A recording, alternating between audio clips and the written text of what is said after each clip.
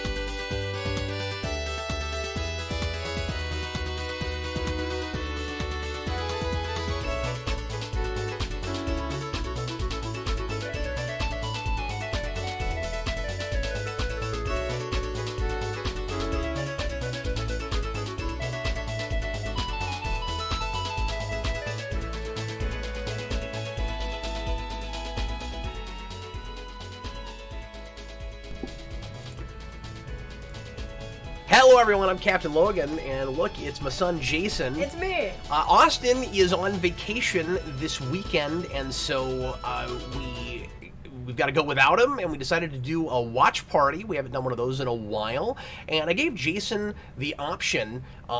We had several ideas for what to do tonight, but folks have been asking us to do more Star Trek content lately. Yeah. It's been a while since we've had any regular Star Trek content, but we've been doing more stuff relatively recently than we had been doing very much in the past. Yeah. You and I did a Jayson Wants to Talk About Star Trek. Yep. And we did a trivia show that was really fun. Yeah, that was really fun.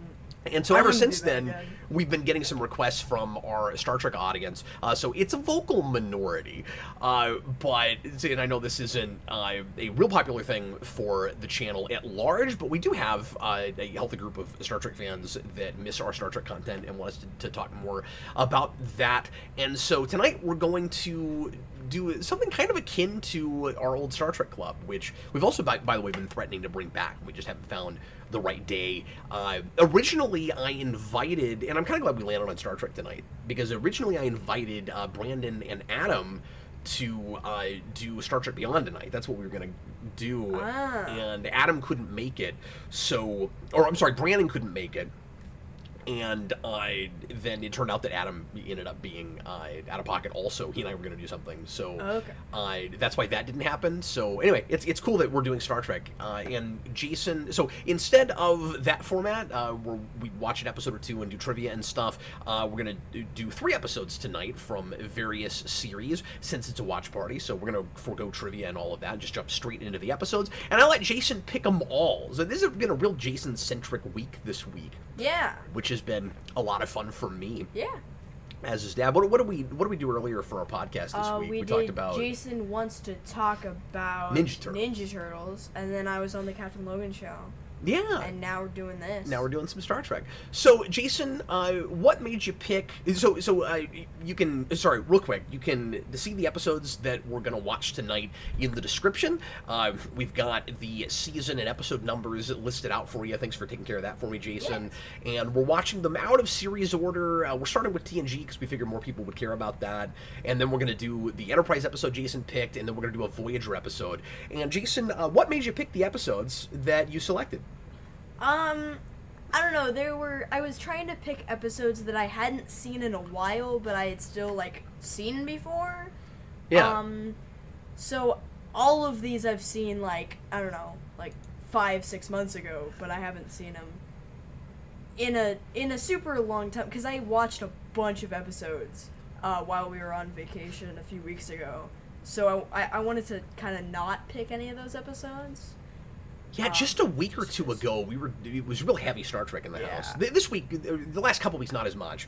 Yeah. But recently, we've been just watching a ton of Star Trek, so it's a little bit fresher in my mind again. Yeah. Which is nice. So these are things that are relatively fresh in your head that you've seen not too long ago. Yeah. I know that you're a giant fan of Observer Effect from Season 4 Yeah. Enterprise. For whatever reason. I don't know why you love that It's episode a so much. great episode. It's good. It's a really good episode. It's good. I don't know why you like it quite as much as you do. How familiar are you with the TOS episode that's based on? I've never seen it. No, are you seriously? We should have been watching that. I didn't know that. Like I said, with no questions asked, I let Jayson pick everything tonight. But yeah, we should have watched. I haven't wanted to watch it. That's but Errand of Mercy. If I have seen Errand of Mercy, I do not remember a thing about it. I know what happens in it, but I don't know. I haven't seen it. Yeah, Errand of Mercy is super important. That's the episode that establishes the Klingons, and it's the Organian Peace Treaty, which is talked about a couple of other times in TOS, if memory serves. It does come up, and then it's super important for like extra media stuff. It comes up all over books and things if you care about that. Not that stuff's canon, but it was a big fan remembered thing. It was kind of important, and people were always like the Organians, and then they finally did something with them in Enterprise because Manny Koto was obsessed with making Enterprise a true prequel to TOS, which he accomplished to varying degrees of success. Yeah, and I think the reason why I haven't seen that episode is just because you haven't shown me that much TOS. Like, when I've seen TOS, I've watched it on my own. Yeah? I feel like... Is that right? Yeah. Like, when I was younger, you did show me a lot more, and thinking back at it, I think I did watch Errand of Mercy, but I completely forgot that was Organians, and I still don't remember. Well, really probably a anything really about it. long time ago. Really, it was like during my that school thing that I did with Star Trek. If I had picked episodes tonight, I probably would have picked the TOS, just knowing that you like TOS a lot. I wanted to do a TOS, and then I was like, whoa, but also Voyager. It was between TOS and Voyager. It's really funny that you weren't going to kick Enterprise out for TOS. Well, I'm a big Enterprise guy, though, so... Jayson and I did a review of the first season of Enterprise several months ago, and we've been meaning to go back and do two, and we just haven't gotten to it. But okay, well, let's go ahead and do this. So we're going to watch Hollow Pursuits, which is the first Barclay episode, and a really good pick. That is, and I think that might be the only episode that we have done a commentary on before. You probably weren't there for it, but for Star Trek Club, I think we did that at some point. I seem to recall talking over this before. Because I watched those episodes. I watched Star Trek Club while you guys were doing it. I just wasn't on a lot of the episodes. You usually weren't on the commentaries, yeah. Yeah. So this is going to be laid back like that. It's a watch party, so we're going to watch these like blind commentaries. Of course, I'm pretty familiar with these episodes, and we'll kind of go off the beaten path in places and talk about whatever comes to mind. I hope you guys enjoy it. If you're watching live, thanks a lot for being here. Thanks for watching after the fact. If you're doing that, we'll try to make it as interesting and fun as possible in trying to create Star Trek content for people who like Star Trek. Yeah. And if you would like to leave comments as we go, we'll be checking those and interacting with you as we go along. Okay, so once again, Hollow Pursuits is the first episode in question. Good old Dwight Schultz, and it is in the third season. I don't actually have the... It's season 3, episode 21. 21, there it is. Thanks, man. Yeah, I just remembered that for some reason. Of course, these days the only way that you can stream Star Trek is through Paramount Plus. Massive apologies for that. That if you don't have these on disc, you might have to use the worst streaming service in existence. We actually are doing it that way. If we have any issues, we'll go get the discs. But this way, I don't have to move things in and out. Since we're watching multiple series tonight. Yeah, and if you get commercials, you might just want to pause this. And I don't know how. Yeah, hopefully you got it but... without commercials, but do your level best. You might have to jump around a little bit. I didn't put a timestamp on the screen, so feel free to ask us if you need that. Yeah. If you need to know where we're at with an episode, make sure if you're watching with a disc that you get past all the menus and everything to timestamp 0 as always. And if you're watching on Paramount Plus, make sure you get past the initial commercial, because even if you're watching it without commercials, you'll get one at the start. As always, okay, no senior sticks. I do, unfortunately, subscribe to Paramount Plus. I kind of have to for the little bit of NuTrek that I am watching. And I have everything on disc. and I have some updated. I think updated discs for everything now. I think I have everything on Blu-ray that can be on Blu-ray. So for older Star Trek, I don't actually need it anymore, which is nice. Yeah. But I am succumbing to it this evening. Okay, let's go ahead and get right into it. Hollow Pursuits, timestamp 0. Get ready to press play when I say no. I'm just about to do that. Just want to make sure I got my subtitles on. Okay, here we go. Everybody, please press play. Hold on. Right. Sorry. Let's start again. Everybody, please press play right now.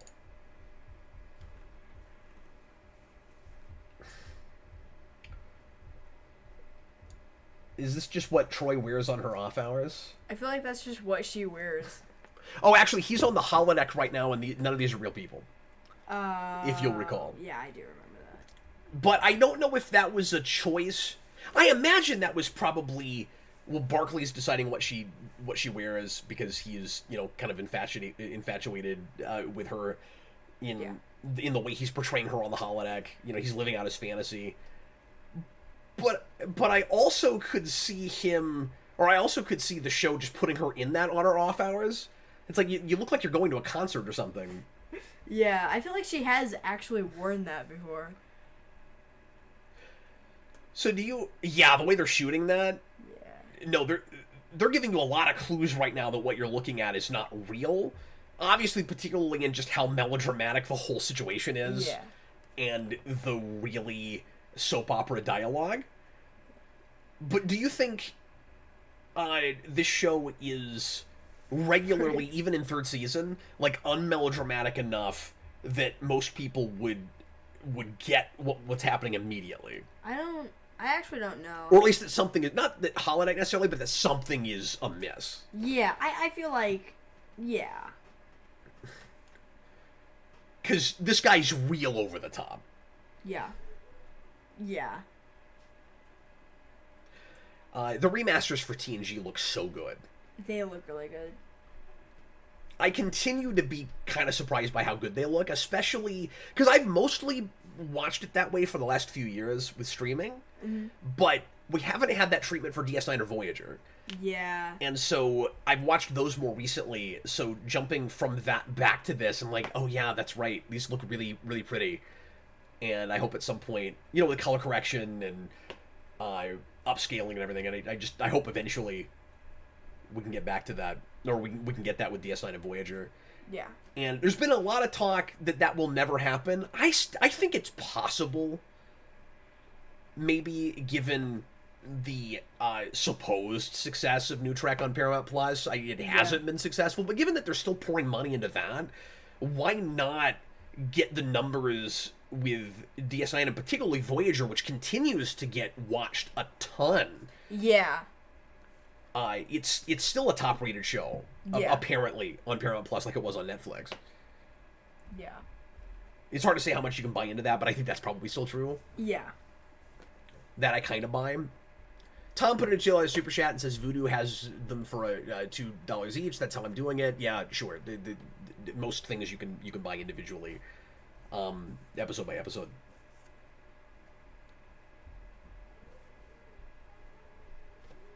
But yeah, thanks, Tom. Busted Sim physical media is dead, they said. Yeah, right. I mean, for a lot of people it is. It shouldn't be.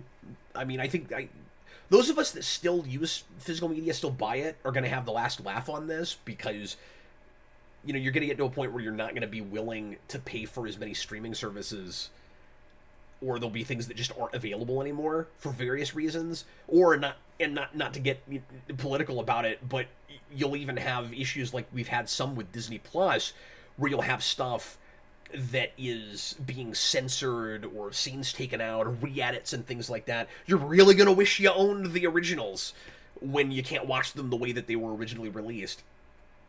So it's always really funny in scenes having Riker in the background and Frakes is just making random faces. He's just like it's really fun, especially in parallels. In the party scene, he's hilarious because he's just like staring at the cake and stuff. It's really funny. I've seen some behind the scenes with him where when he does multiple takes, Yeah. and they're always shooting different takes, he'll do something different every single time. Even when he doesn't have anything to do but react. Yeah. He'll always be trying stuff. Mm-hmm. And sometimes he'll kind of ruin a take almost on purpose. Or maybe they've done 5 or 6 and he's like, I know you guys have a good take. Yeah. So I'm going to do something really silly. Yeah. I wonder if some of the scenes, like, those are actually takes like that. Yeah.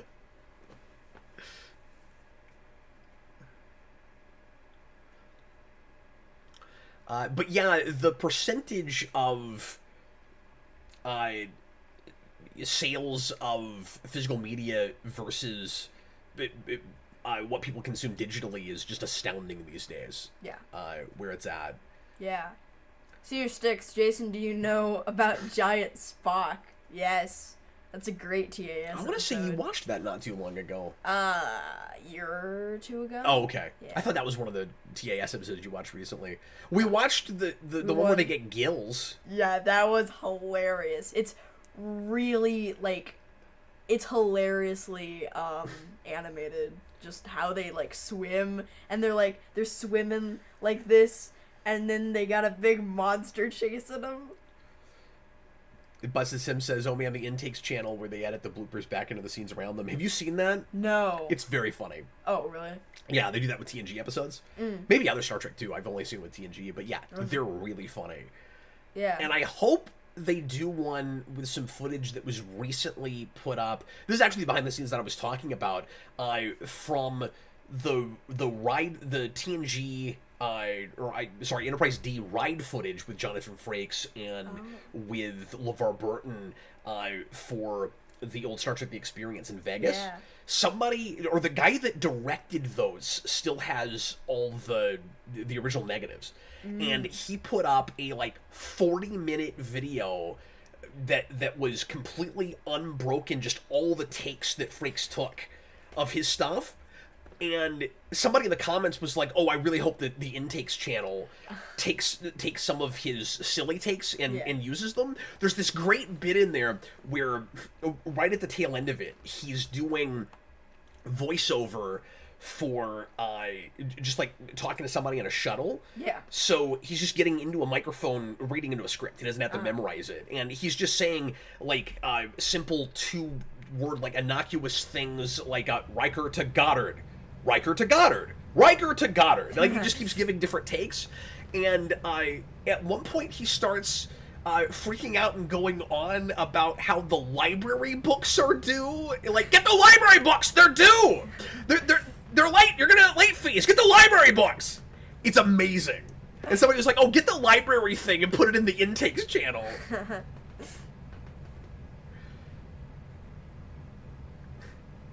So now I'm just imagining Frakes giving his dialogue here 150 different ways. Yeah.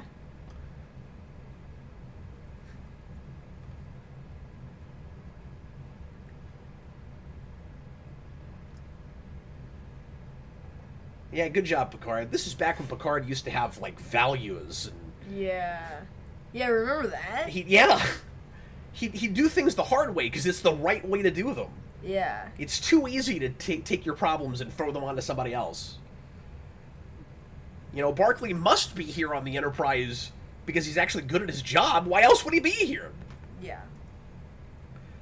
I feel like Barclay was maybe the first attempt with this show of doing kind of a Lower Decks sort of thing. Yeah. What I mean is really focusing on one of the background crew members that would be there all the time, that would be important in his way, but that we never see, we never focus on, and this is always an issue in Star Trek going all the way back to TOS, where the only important people are the bridge crew. And with TOS, it was even, a lot of the time, just the three, just the triad. Yeah. They did everything. Yeah. And so this was, half, what about, the other people on the ship? They're probably important, they're doing things, what are they doing? And then also, not everybody is going to be as confident and quick-witted and sure of themselves as your bridge crew, as your main characters. Yeah. So what if you had somebody in the 24th century that was that didn't speak real well, that had a communication issue, and that just wasn't good at, that was real internalized and just wasn't good at that part of the job. Yeah. I really liked that everyman kind of idea, and obviously everybody did, because this became a really popular character. How many episodes was he in? In TNG, he's in 5 or 6, and I think he's only in 3 or 4 where he takes center stage, where he is, if not the protagonist, he is like the featured guest star. Yeah. So you have Hollow Pursuits. Yep. Where he has a character arc, but arguably Geordi does too. So it's not that problem of the guest star gets the whole story. This guy looks like he belongs in Friends. He's like looks like Joey.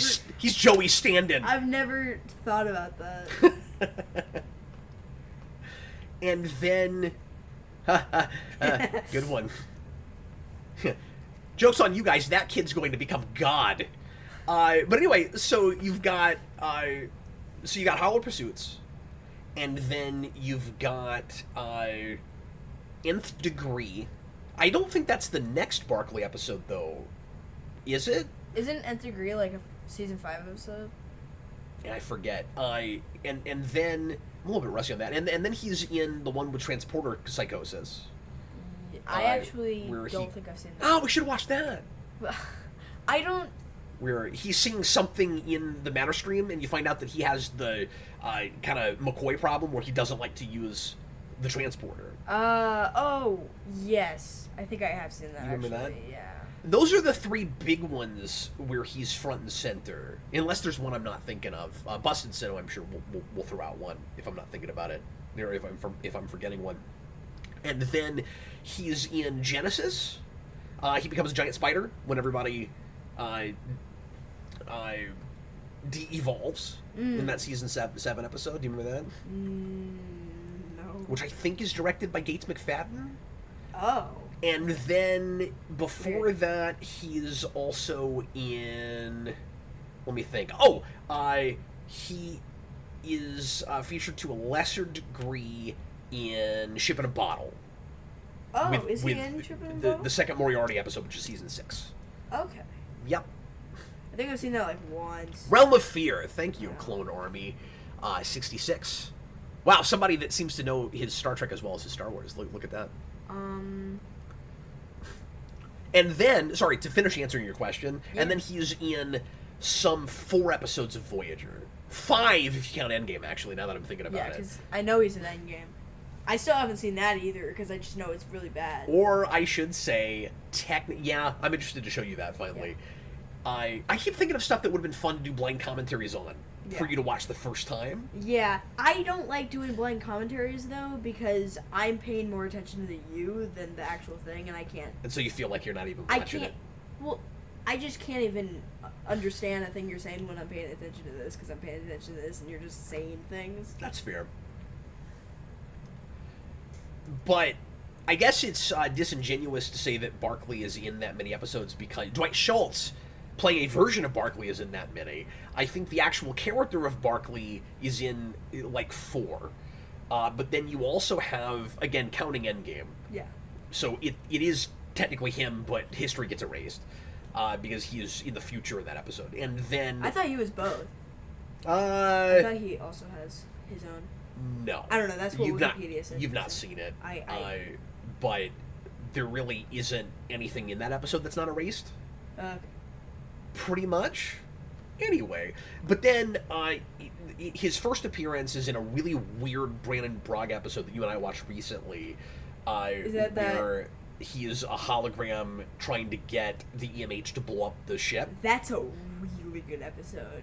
It's bizarre. I really liked that episode, actually. And then he's also a hologram in season 7 where he's reprogrammed by Ferengi. What? Yeah, that's a weird one. Although I think you get real Barkley in that episode too for a scene or two, if memory serves. Tom says, I think we watched this in Star Trek Club. Yeah, I mentioned that earlier. We did. But I wasn't gonna shut Jayson down with any of the things he wanted to pick. And it's been a long time since we've even done Star Trek Club, so. Yeah. Lesson Sim, he's in 6 episodes of Voyager, but 1 as a hologram. Again, 2 as a hologram, but I think he's also regular Broccoli in that too. Yes, indeed. Bob the Hunt, I thought you couldn't watch Star Trek anymore. I had a long period where I didn't watch very often anymore. I just lost interest and was so put off by NuTrek. I needed some distance from it, and recently I have really found my zeal for it again. And I've started collecting stuff again. I'm getting hip deep into novel collecting again, and I've started trying to read some for the first time in a long time. I was never real heavy into novels, but I want to start trying to do more of that. I just cataloged my entire book collection with my reference and my novels. And I own, in total, about 600 Star Trek books. 150 of them are reference. The rest of them are novels. And I have learned that there are about, all told, 850 Star Trek novels. Wow. And I own half of them. What? And knowing that I have as much as I have, I'm gonna go for a full set. Not counting NuTrek. I'm not gonna buy any NuTrek novels, but right. up to NuTrek, I'm gonna buy everything that there's been. Wow. And it's all pretty gettable. You only have half? There's not the rarest things I own already, and so I'm not really worried about not being able to get my hands on anything. Because I can do this all day long for not much more than $6 a piece. That's pretty good. And so I'm gonna go hog wild here in a little bit, and I'm gonna. It's gonna take a bit, of course, but I'm gonna try to get a complete collection of Star Trek novels. I am halfway there. I'm almost halfway there. It's very exciting. Yeah. Peter David wrote half of them. Peter David wrote a lot of them. He certainly did. And this scene is where Picard calls him Mr. Broccoli. Yeah.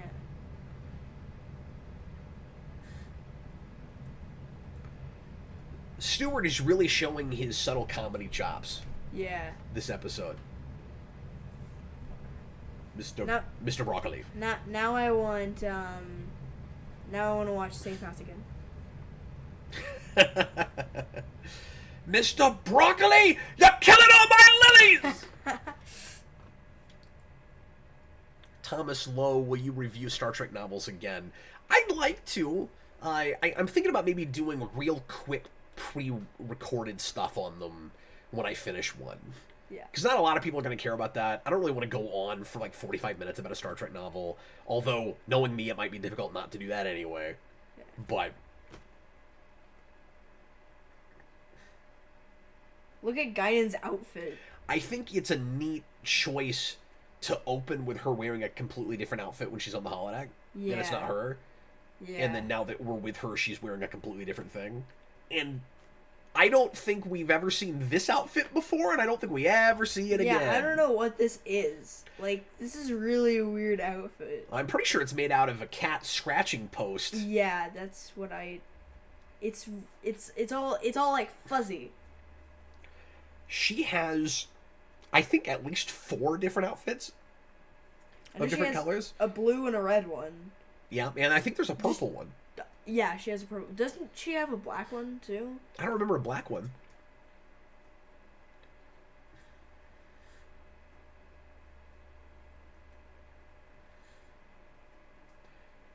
She's great in everything. She's great in everything.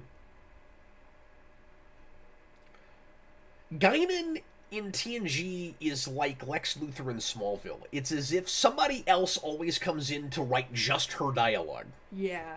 You know? Because even in a not-so-good episode, she's always spectacular. Oh, yeah. I am very distracted by the bounciness of the hat, though.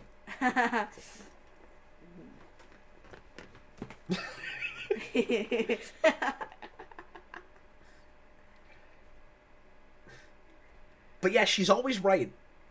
Yeah. You know, she's always got these great insights, and you always buy it because, you know, she's been around a long time. Yeah.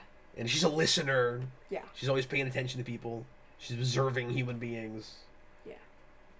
Although I say she's always right, she's not like, she's often in situations like this used as voice of reason to help somebody discover something about themselves. There's one episode where she has to kind of,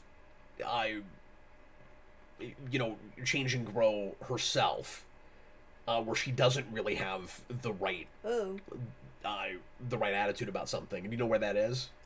No, where is it? That's Iborg. Yes. Yes. Because she, like Picard later, wants nothing to do with Hugh for obvious reasons, because of what the Borg did to her planet. Yeah. And then she goes down to see him, and she changes her mind. She has a change of heart. And then she has to go teach that lesson to Picard. So she's still used in the same capacity as she usually is. And that fencing scene is wonderful. Yeah. Yeah. Well, actually, she, no, it's cool because she's voice of reason for a second, where she's, but she's wrong in the first place. They do the fencing scene, and then she says, "You felt sorry for me," and she's saying you should not feel sorry for Hugh. And then later she goes and sees him, and she says, he is a person, and you can't use him the way you're going to use him.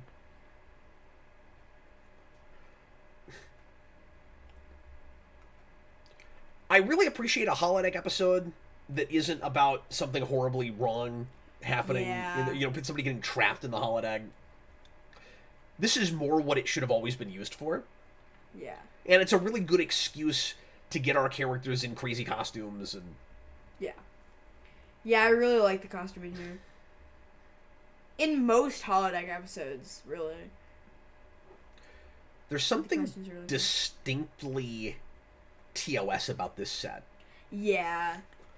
And that's something I really like about early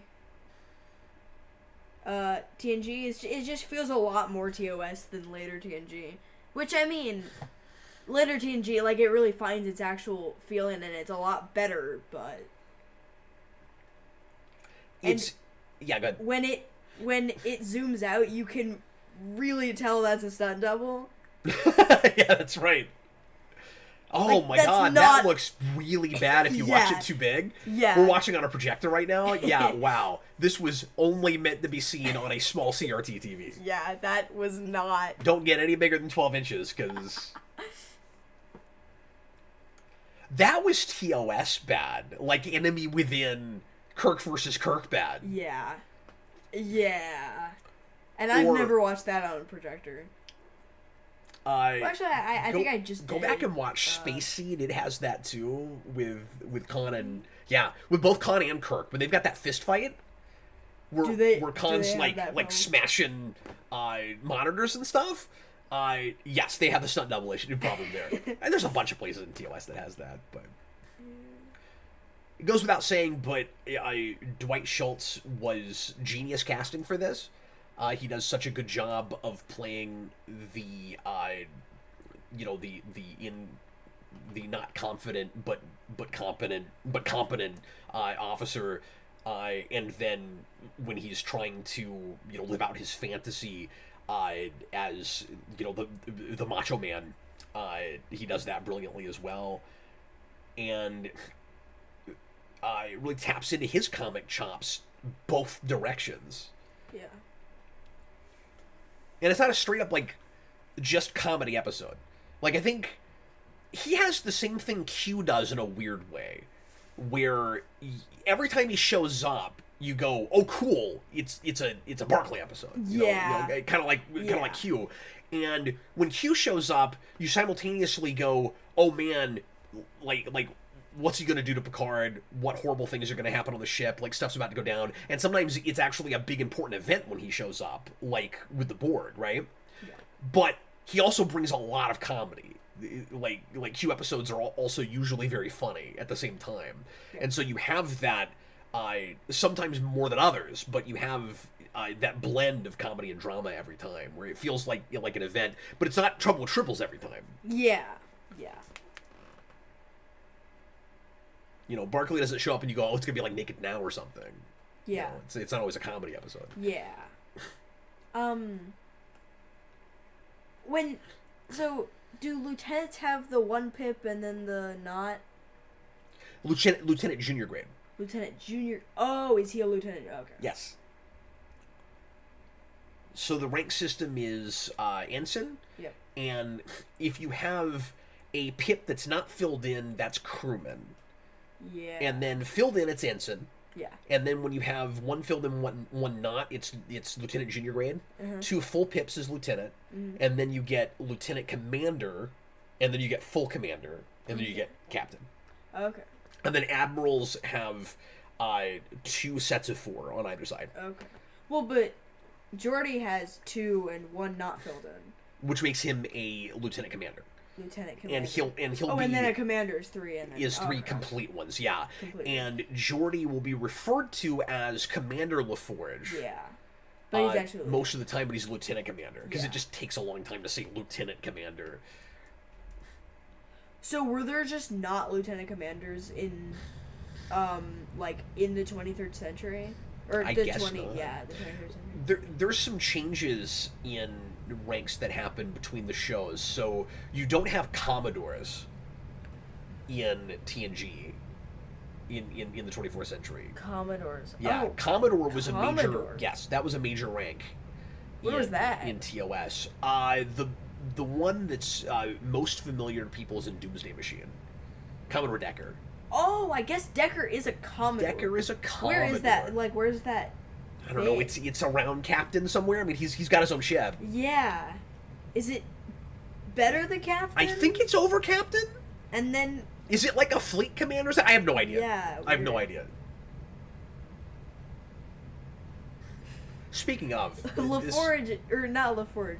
O'Brien Yeah. is just like, oh, I got nothing to do because the transporter's not working. Dang it. that has got to be the most boring job on the ship. Yeah. You just stand around waiting for somebody to beam down someplace. Yeah. And when you're nowhere near a planet, but you still have to man it for some reason, you gotta be saying, like, why do you have to man it? Why can't you just run in there when you get close to a planet? Well, no, I guess you have to man it in case, like, you come upon a derelict ship and you gotta transport somebody over, you Like, know. real quick. Yeah, if somebody makes a distress call. So you just gotta stand, yeah, it's like a security guard. You just stand around, being bored. Yeah. This is neither here nor there, but it's a thing I meant to bring up earlier in the week when we did the commentary for Masters of the Universe. So I'll mention it here because you'll find it amusing. Mm-hmm. So you watched that with me. I did. You tried really hard not to fall asleep. Yeah. So you remember, you remember Robert Duncan McNeil is in that. Yep. And that's of course Tom Paris. Yep. In the commentary from the director, Goddard. That's why I said Goddard earlier. The shuttlecraft. Goddard. In the commentary, Goddard is talking about Robert Duncan McNeil, and only one time even brings up the fact that he's known for Star Trek, and he's kind of taking some credit for some of the actors in that going on to big careers later because he kind of discovered them, right? And he refers to Robert Duncan. He doesn't say Star Trek. He just says in another big sci-fi franchise, almost like he's not allowed to say it, which of course he is, but he just doesn't. Maybe he actually says Star Trek, but I don't think he does. But anyway, he refers to Robert Duncan McNeil's character, never says Tom Paris, as a fleet commander. A, he's not a commander. B, he's certainly not commanding a fleet. Why didn't you just say officer in a sci-fi show? He's, yeah. That's so weird. Is Paris a lieutenant or a lieutenant commander? Paris is a lieutenant. Okay. Junior grade. Junior grade. I do believe, because in 30 days he's bumped down to ensign, and I'm pretty sure he only loses 1 rank. Oh, yeah. That's how you can remember that. I'm pretty sure we were wrong at the beginning of this, because is Troy not right now wearing the outfit that she was wearing She's not, on the holodeck? Or... No, she's wearing it, but she's also wearing pants this time. Oh, okay. So in Barclay's wayward, way out there imagination, when he is sexually fantasizing about Deanna Troi, it's what she usually wears, but there's no pants! Yeah, she's not wearing pants. I didn't pick up on that. Yeah. It's so good. And speaking of, now she's gonna freak out when she finds out that he has been fantasizing about her, and Riker has a really memorable moment here when he gets annoyed at what Barclay has done to him, and deletes his counterpart, and then gets his comeuppance on Troy when she wants to delete hers, but before that kind of made fun of him. Yeah. Oh, look at that. Riker's pissed. Yeah. I wonder how many takes he did that, where, like, he's, like, happy sometimes, and really mad sometimes, and, like... Gambit of emotions. Yeah. I mean, the character he's playing in Season 1 to where he is now is night and day.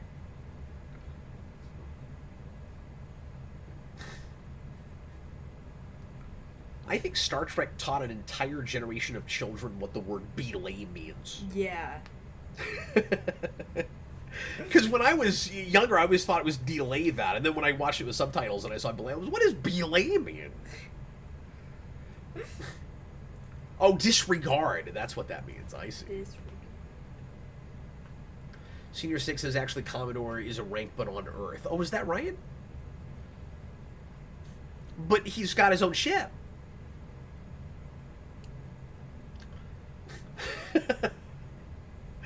TNG has a lot of fun with beards. Yeah. All the way through. There's an episode much later, I think in Season 6 maybe, where everybody's growing beards. Like, Geordi's actually got a beard, I think, for a minute. That's really weird. It's weird. He looks okay with it. I think Stewart looks good with a fake beard.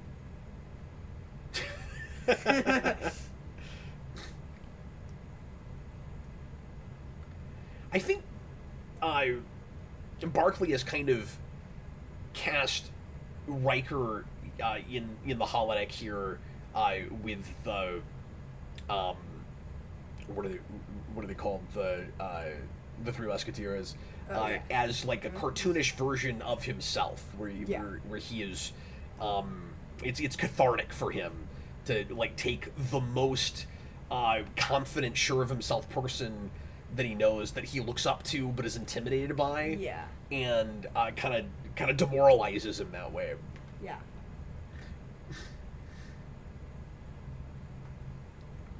And obviously Stewart loves playing this stuff because he's a stage actor, and I know this isn't Shakespeare, but it reminds me of all the times we do Shakespeare with him. And Picard and Patrick Stewart wearing a fake beard a lot when we do Shakespeare characters. Yeah. Doesn't Troy as long as you don't cast me as a goddess or not have me in pants. I'm sorry, what? Right.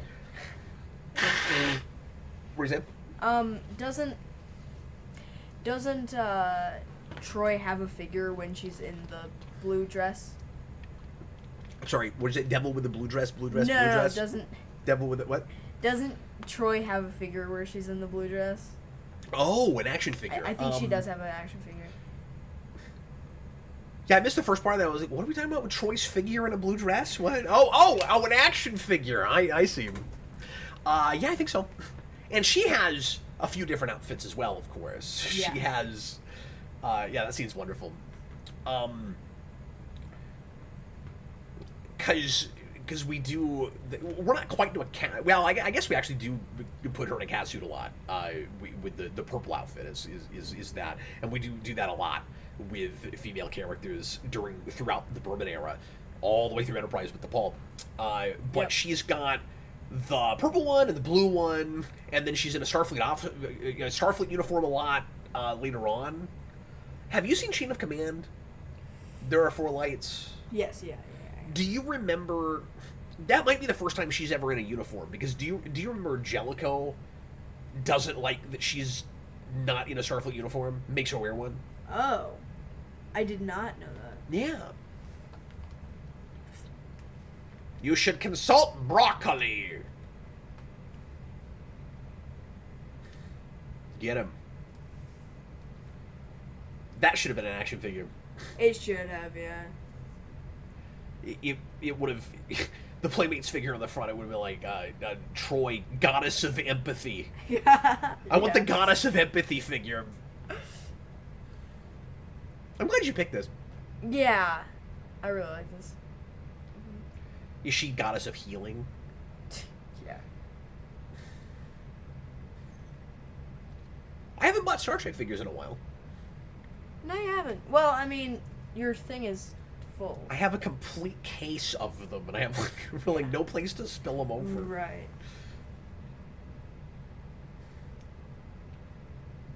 It'll be really weird going from this to Enterprise.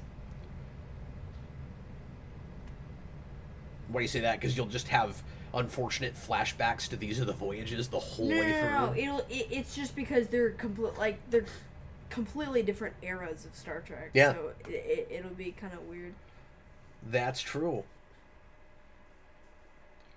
Hey, continuity. Yeah. Do you know what he's talking about?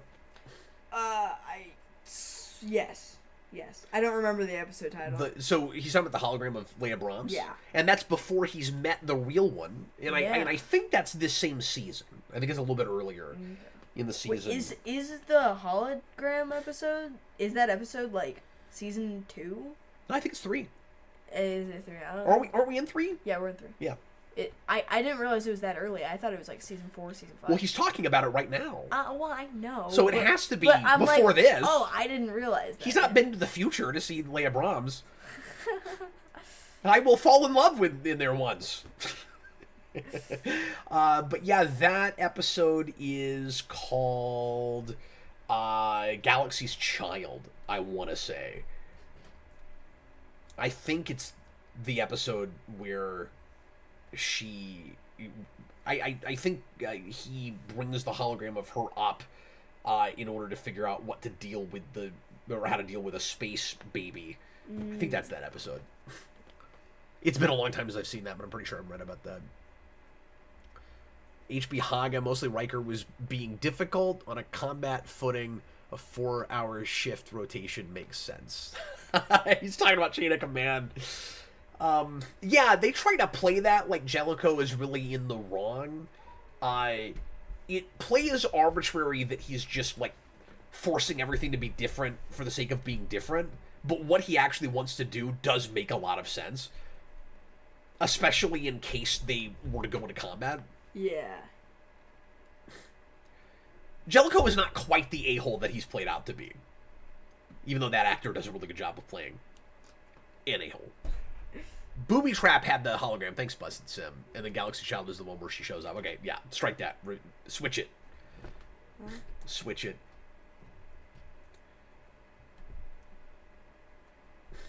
Every time Busted Sim shows up, I'm like, oh man, he's going to catch me on all the stuff that I don't remember right anymore. I know it's this guy again. Ah! Doesn't it? Just change the gravitational constant of the universe. Don't we find out... That's later. Don't we find out... Isn't that also this season? No. Or is that 4? It's 4. Oh, okay. What? Wait. No, I think it is 3 because... Yeah. Because 2 is the Borg one. Yeah. And the very next time he shows up... Season 1 is Hagen Q. Hagen Q. But then what's season 4? No, season 4 is Vash. Yeah. No, it's the Or one is before. Is there one in between? No, there's one in between that I always forget about. Yeah. Because Tapestry is like 6, isn't it? Yeah, Tapestry's 6.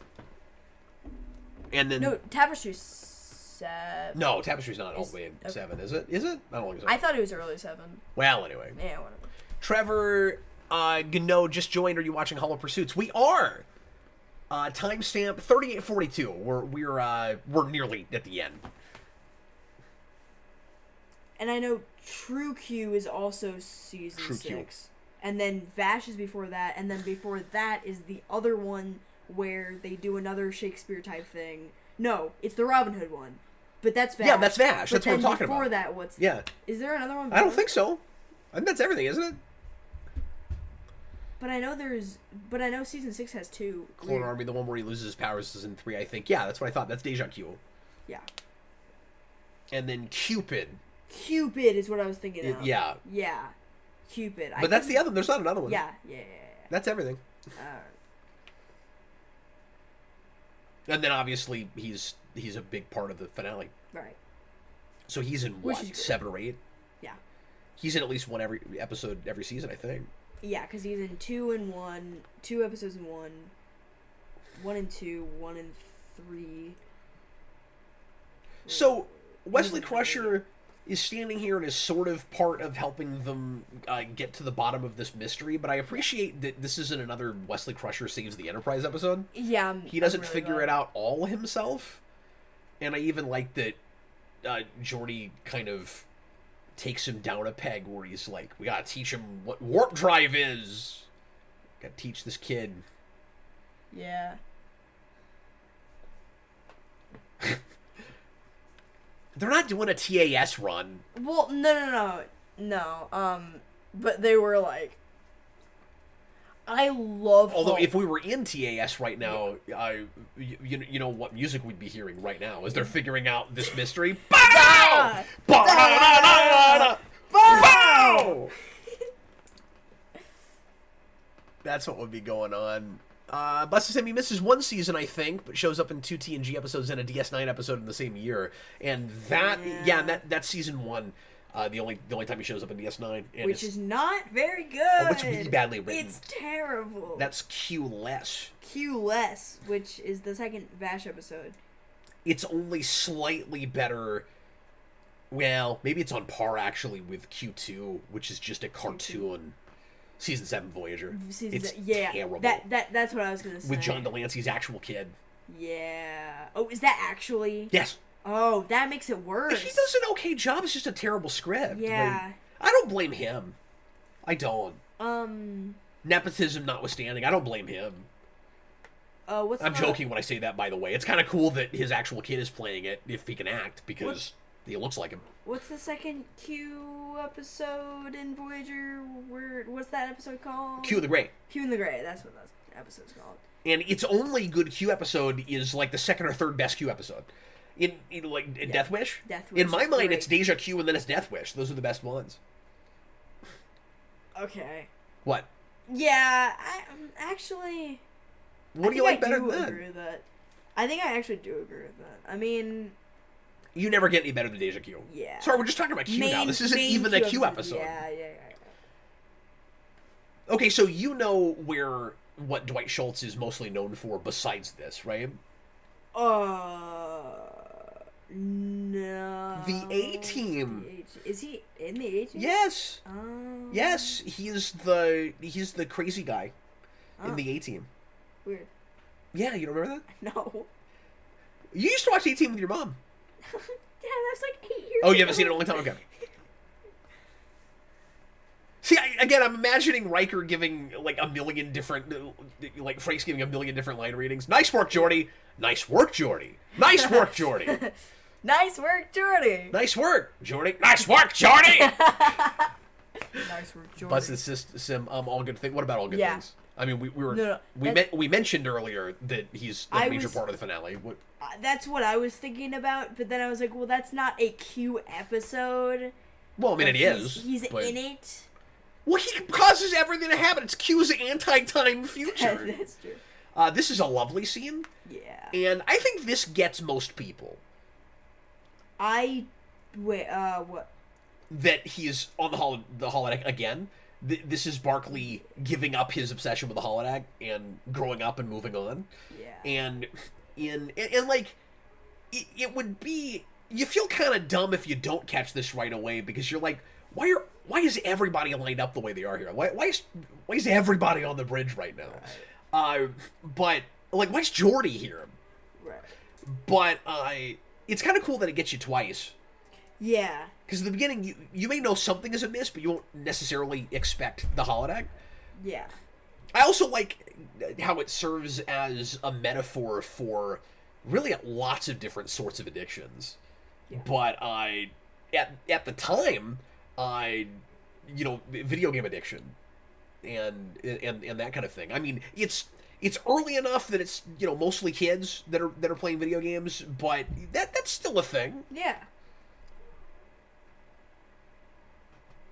And maybe other sorts of addictions that I won't talk about in front of a 13-year-old.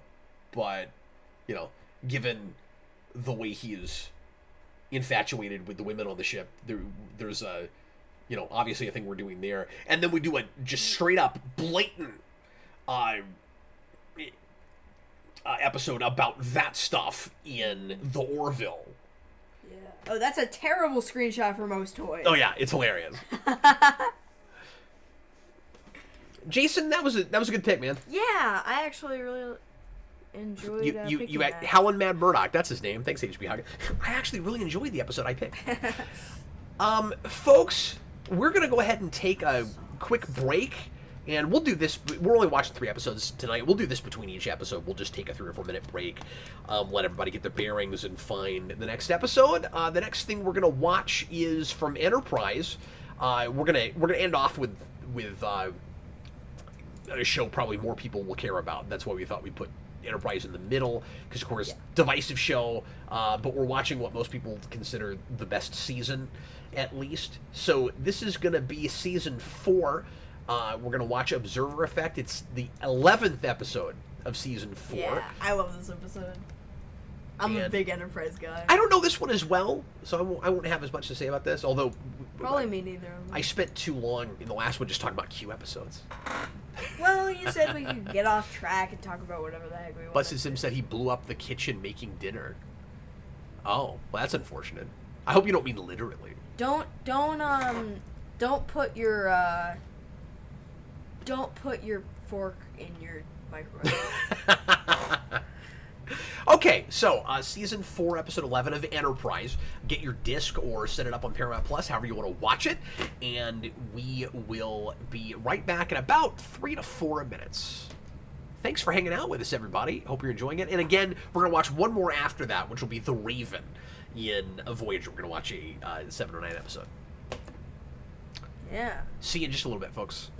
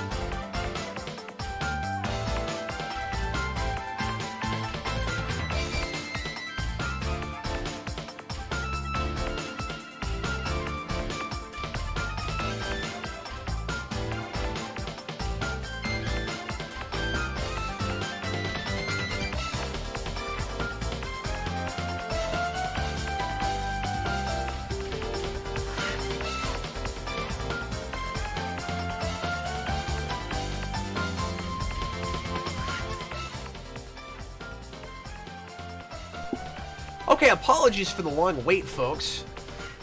Got a couple things that came up upstairs that we had to deal with, but we're back, and now we're going to watch an Enterprise episode, everybody. Thanks for being here if you just got here. There's Don Ranger Power. Yeah. Welcome, sir. Good to see you, man. I have nothing against those who hate modern Star Trek at all, despite all generations of Star Trek, genuine or not, being among my guilty pleasures. Oh, cool. So he watches NuTrek. Okay, so we're going to watch Observer Effect now. It's an episode that Jayson likes a lot. Yeah. Speaking of guilty pleasures, maybe for some people, because some people don't like the show at all. It's a mixed bag for me, let me tell you. Yeah. And like I said, I don't know this one super well, so This one's really good. we'll see what comes up as we watch it. But yeah, so this is the Organian episode. Spoilers, because that's the big reveal at the end. We're gonna spoil it right away, but yeah. maybe I shouldn't have done that. Whatever. Season 4 is one of the best seasons of Enterprise. I don't know if Season 3 is probably better if you watch it, like, but, like, Season 4 is better for its, stationary episodes. Yeah, I think the quality of writing overall is better in Season 4, and it probably has a better ratio of good to bad episodes, certainly. Yeah. I mean, I think it's a little shorter, and it's kind of weird to compare them because Season 3 has a lot of one-off episodes, even though it's an overarching plot, even though there is one big kind of war story happening. But then Season 4 has a bunch of three-parters. Yeah. So in a certain way, Season 4 only has like 9 episodes. Yeah. Because it has a bunch of episodes that are 3 parts long. But its one-shots are pretty good, too. Okay, are you ready? I am.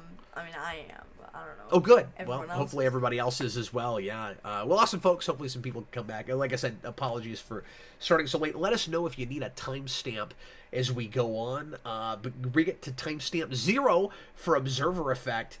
And make sure you're past commercials and everything if you're watching on Paramount Plus. And here we go, everybody. Please press play right now. Yeah, we gotta really switch gears here. We're in Enterprise now. So what is your fascination with this show? I like a lot of 2000s dramas, and doing that with Star Trek is just, I don't know. Did he just... Wait. I think they decided to switch colors. Like, they Why? had... I don't know, maybe... Who cares? Well, there are 2 sides. One is light, one is dark. And of course, we're kind of invoking chess stuff that we've done in prior Star Trek. Usually you see 3D chess.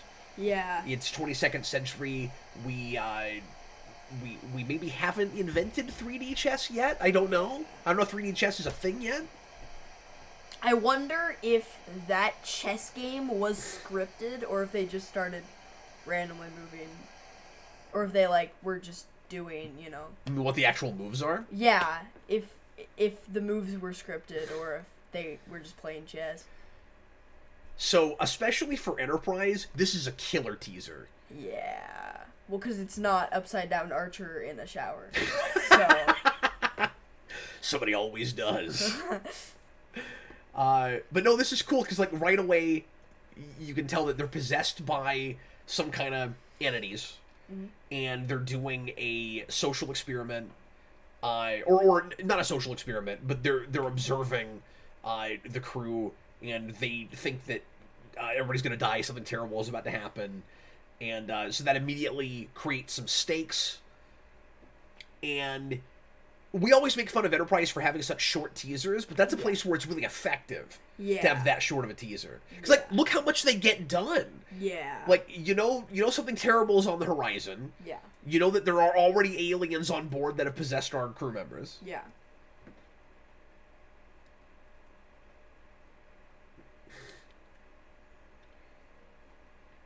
And then, of course, you gotta suffer through the theme song. Yeah. And the goofier version of the theme song by season 4. Yeah. The better version. which was a thing that the network forced them to do. And if memory serves, the deal is Les Moonves takes over, heads Paramount or CBS in their, I think at this point already merged with Paramount. I'm forgetting now, but anyway, I think it's when he takes over and he doesn't get Star Trek at all, and he starts putting in these bizarre it really doesn't like it, and he starts putting in these weird mandates.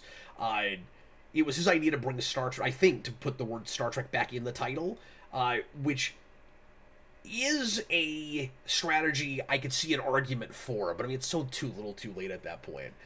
And then somehow speeding up the theme song and adding a drum track to it is supposed to increase viewership. I don't know. I mean, they've... What's that? Different shows have done that.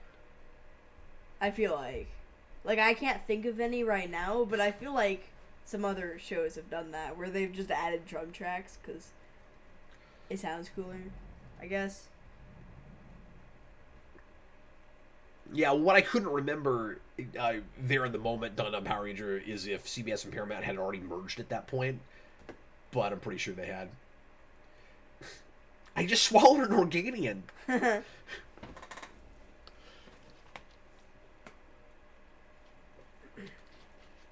Shuttle Pod 1.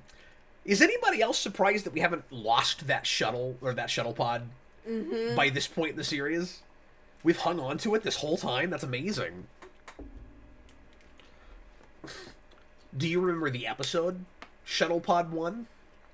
Yeah. Kind of like Galileo 7? Yes. Except we set the whole thing, or a lot of it, on that shuttle pod. And... Is that the one where they're stuck in it? Yeah. And they don't know if they're ever gonna Tucker make it and out. Reed are bonding. Yeah. And they get kind of at each other's That's throats. That's a season 1 episode, right? It is. It's one of the better season 1 episodes. That's actually a pretty good episode. Despite the fact that they saved themselves with mashed potatoes. They seal a hull breach with mashed potatoes. That's the one, yeah. It's pretty goofy.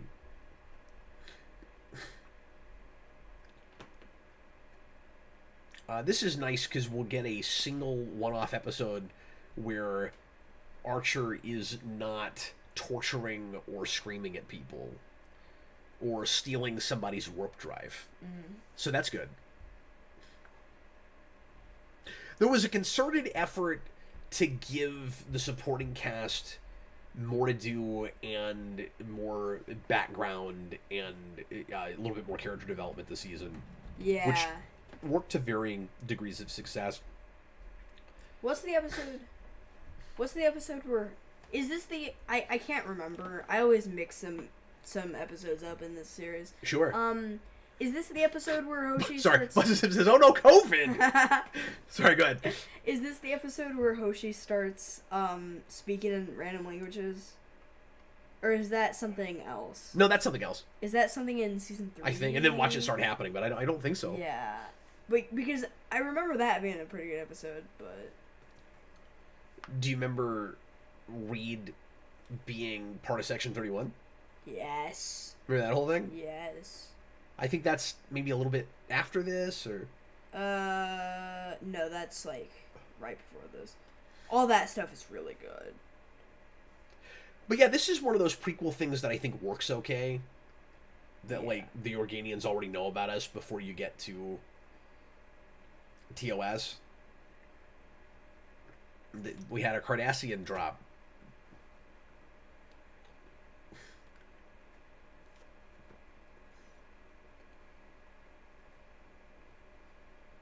And this feels like a very classic Star Trek idea, but it doesn't feel like we're ripping off another episode. Yeah. Like, it feels like something TNG might have done. We have other episodes where you'll have... I will say it reminds me of some Voyager stuff, because you have episodes where you have aliens that are observing the crew, but not in this way, not like taking somebody over. Yeah. And it's a very different situation. Yeah. Because this is... What's cool about this is it's kind of another race with their own version of the Prime Directive. Yeah. And if memory serves, doesn't this go to a place where there's a big question about whether or not we should intervene and help? Yeah. or let them die because that's their natural course. Yeah. But there's an episode in Voyager where it is a social experiment where you have aliens that are like inflicting illnesses on the crew and seeing what will happen, and they kind of have like biological cloaking devices where nobody can tell they're there, or they're phased, I think. So that's the thing we do in Voyager quite a bit. Do you remember the Voth, where the race that is descended from Earth's dinosaurs? No. And they observed the crew also either phased or cloaked. That's another thing that happens. I'll have to show you that at some point. Distant Origin is the name of that episode. What 3 series is that? Voyager. It's season 2 or 3. I think it's 3. Okay. Voyager had some weird ideas. Oh, sorry, Busted Sim. Let us know if you need a timestamp. He says his DVD player crashed. Senior Sticks, Captain, you get the impression everyone in Starfleet gets something named after them in the Trek universe. Yeah, everybody that's remotely important. It kind of feels like that. Yeah, it kind of feels like that. Well, if you think about it, Richard Daystrom can create an automated computer that almost gets everybody killed, and he gets an institute named after him. Yeah. Like, you'd think he'd get thrown in prison or something, but he gets an institute named after him. Yeah. Oh, I thought that was a door opening for a minute, but no, that's... The camera's just moving. So, are you a big fan of the layout of the ship and these sets? Yeah. You like the kind of close quarters, more submarine? Yeah. Kind of feel? Yeah. It's a little bit more Rathacon-ish in its way. Yeah. You know? Yeah. I can do like, that. it feels pretty inspired by some of what Nicholas Meyer did. Bunsen Sim, yeah, it would be helpful to have a timestamp. We are at 10:05. Senior Sticks, Reed's section 31 wasn't that Tucker? No, it was Reed. No, that was Reed. He has a British accent, so he has to be like not that two is a pattern make, but it kind of feels like that, where it's like, well, Dr. Bashir was in section 31, so Reed has to because they both have British accents. That's the security team, right? What is? That's the section 131 thing. That's the whole security thing that happens in season 4, right? Yes. Where I mean, it's Black Ops in section 31, but yeah. Where they all he has that great fight with one of the main guys, and he like he has a fight with Tucker too. I don't even remember what exactly section 31 is uncovering in that. I can't Does remember. it have something to do with Romulans, maybe? I think it might. I don't remember now. Oh, yes. This is actually what I was talking about. I thought I remembered something about Hoshi getting some backstory here. Oh, yeah. Yeah, this is kind of a Hoshi. A little bit of a Hoshi episode.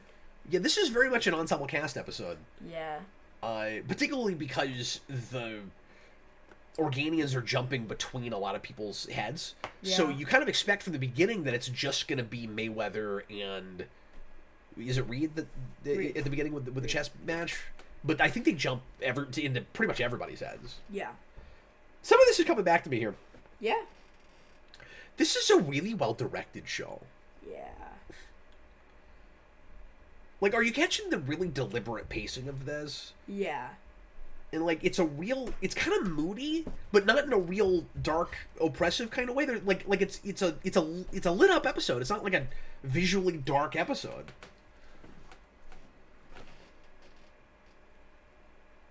There's a lot of black in between that commercial break. Yeah.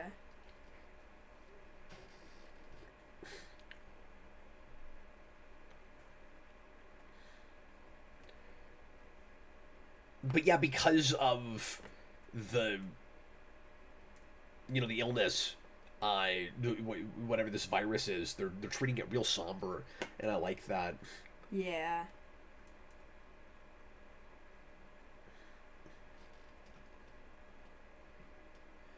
Not too much music behind scenes. I mean, to be fair, with the show and a lot of the Berman era stuff, when we're real talky, we don't tend to do a lot of music. That's one thing that I miss, and I won't just sit here and disparage NuTrek the whole time, but it's something I miss about this era of Star Trek versus what we do now, where NuTrek is constantly trying to manipulate your emotions with really sappy, wispy kind of music. Mm-hmm. It drives me crazy. Yeah. It's like, if anybody's like waxing nostalgic or sad or making a big stirring speech, there's always got to be just a big emotional orchestral score behind it, and it feels like a '90s sitcom with like drippy piano music, where it's like, I get it, just let people talk, and then so much of the time it's kind of like mindless platitudes anyway, and it's like, just tell story. Yeah. Strange New Worlds is a little bit better about it, in that there's sometimes more substance to what people are saying. Yeah. A little bit. But it still does that, and it still has way too much music behind those kinds of scenes. Yeah. Anyway, I'm done talking about that. T'Pol has gotten no screen time. Which is instantly why this is a better episode. True. Archie, you gonna cry? I don't like a lot Are you gonna of cry? Vulcan stuff. Especially in season 4. Like, that whole Vulcan thing with, like, the Kirshara and stuff, like, I don't care by, like, part 2, because that's, like, a 4 or 5 part. It's 3. It's 3. But we're still... Here's the thing. You're remembering it as a 4 or 5 parter because we don't know about the conspiracy behind the government until we get to the Anar stuff. And so those are very linked. Mm-hmm. There's a Vulcan 3-parter that introduces to Pow. Mm-hmm. If you'll remember. Why do they have to make all the Vulcan names so similar? Well, it goes back to TOS. And she is the leader of what's supposed to be like an aberrant group of Vulcans, which are in fact more traditional Vulcans and what Vulcan culture is supposed to be, right? And then you have a faction of the government that's taken over that's made mind melding taboo, and they've outlawed it, and all of that. And then you find out that the whole thing is a conspiracy when you get to the I want to say it's the same episodes as the Anar and the Romulans. That's all. Am I right? Is that all connected? I remember that being. It's been too long. Connected. I can't. Butts Sim says, so I love what Manny Koto did with Enterprise. I'd have loved to have him come back if they brought Enterprise back, but alas, he's passed away a month or so ago. Yeah, I heard about that. I didn't know that. Yeah, I heard about that. I'm actually really glad we're watching this now. Yeah. Because I would have done some sort of tribute.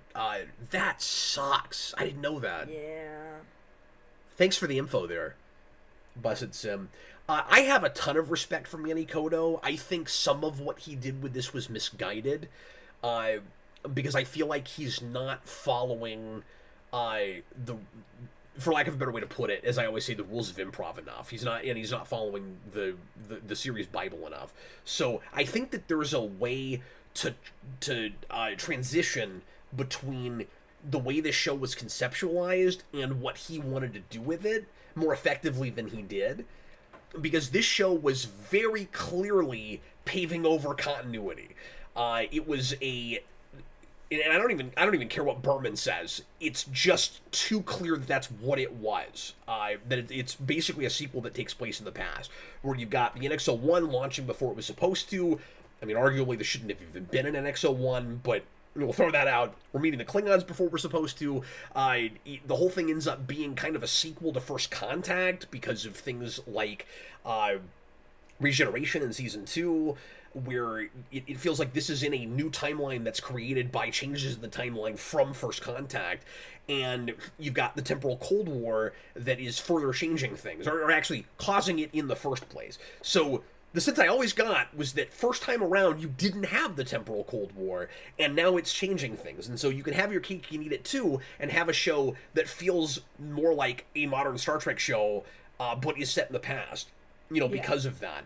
And at the very least, he never did anything satisfying enough to wrap up the temporal Cold War because he wasn't interested in that stuff. Yeah. And fair enough, because it was dumb. Yeah. But you could come up with a satisfying conclusion to it and make it less dumb in the process, and then transition us into something closer to what TOS was. Like, you could have fixed... What I'm saying is, say that the timeline is messed up, and then fix it in the show, and then move on. Yeah. And that's what it always should have been. Yeah. And that's always been my beef with the way Manny Koto handled things when he took over. Now, once you get past the temporal Cold War, which is, and the other really dumb thing about what he did with that is you get to the end of the effectively three-parter between the end of season 3 into 4, and we stop the temporal Cold War from ever happening, but everybody remembers everything it changed. Yeah. With the Xindi arc. Once you get past that, it all lines up a lot better, and there's some very silly kind of dumb ways to get around more initial setup things that Berman and Braga did. Yeah. But some of it was necessary, I think, in order to make this episode. In order to make it... Oh, I forgot about this. Yeah, that's what I thought. Okay, you're right. In order to make it make any kind of sense with TOS and stuff. And so I can respect it even if I don't, love some of that. Like the big conspiracy thing with the Vulcans. Because at least there's an explanation for why they're all jerk faces.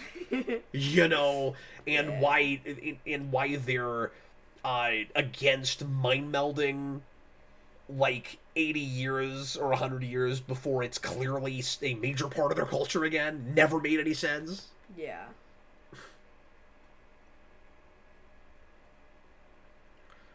Busted Sim, like I said, Enterprise is my third favorite series, but it's still B tier in my rankings because I have a lot of caveats and headcanoning to make it work. Oh yeah, exactly. But it at least is still at its core actually Star Trek, unlike some of the NuTrek shows. Or all of them, really, even though there's one that is kind of watchable. I haven't watched the new Strange New Worlds yet, and I'm kind of scared to. Oh, is that the musical? That's the musical, yeah. Okay, yeah, They've been so gimmicky this season. They gotta have a... More gimmicky than season 1? Oh, by a long shot, yeah. Oh, no. Well, you've got... I don't know if I want to tell you too much. Because I haven't seen any of season 2. Can I tell you just the premise of the Goofy Spock episode this season? Yeah. So you remember first season we had the Soup and Mind Switch episode with T'Pring? Yep. Well, this season we did another comedy T'Pring episode. Oh, okay. And this time it's Spock turns fully human. Oh. And it's awful. It's really bad. He has to wear fake Vulcan ears. Oh. It's really dumb. Yeah. There's other really dumb things about it, though. Yeah. Even dumber than that. I love the scene, by the way. But yeah, so you have Spock turning fully human. That's a really gimmicky episode they did. And then stupid.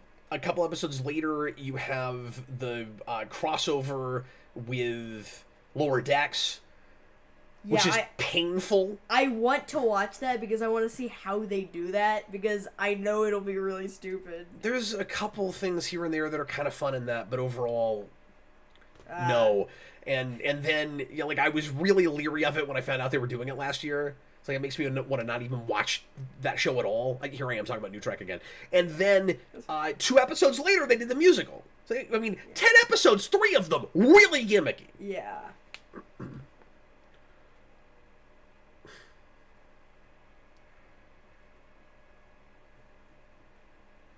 I love the lighting here. This is wonderful. Yeah. And I love Hoshi here. Hoshi, that's an airlock. I can't believe you remembered the multiple language thing. Yeah, that's what I thought. I thought that was this episode. Yeah, cool. Hoshi's my favorite episode. or my favorite character. Okay, I want to do the dumb shipping thing with you real quick. If you were gonna pair Hoshi off with anybody, she doesn't really have a romance. Yeah. In the show, and I'm not saying that they had to, but if you did, who would you have paired her off with? I don't know. No. I don't know. I don't know, Mayweather. Yeah, I think that would know. work. Yeah. I feel like that could have worked. Yeah, that's not bad. If anyone, like... They seem like the youngest crew members. Yeah. And they're the two ensigns. Yeah, so that seems maybe appropriate. Yeah. And I think they would probably have some chemistry together. Yeah, that's not bad. I never liked the Tucker T'Pol thing. And I got so sick of having to live with it. So that was not great. What is the worst episode this season? Is it Home? No, it's Home. Well, I mean, besides the last episode, but yeah, Home. Well, yeah, but objectively, that's the worst episode of almost anything ever. I don't know if that's honestly worse than Home, but Home's pretty bad. Boring. Busted Sim Mayweather to give him something to do. Yeah, I always wanted Mayweather to have more things to do.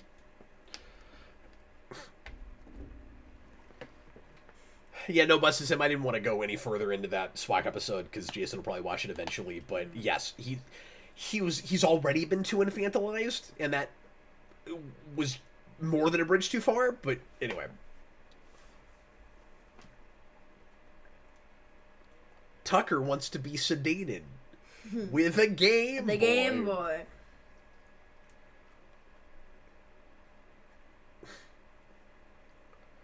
This is a real rare episode for the season in that it is just a one-off.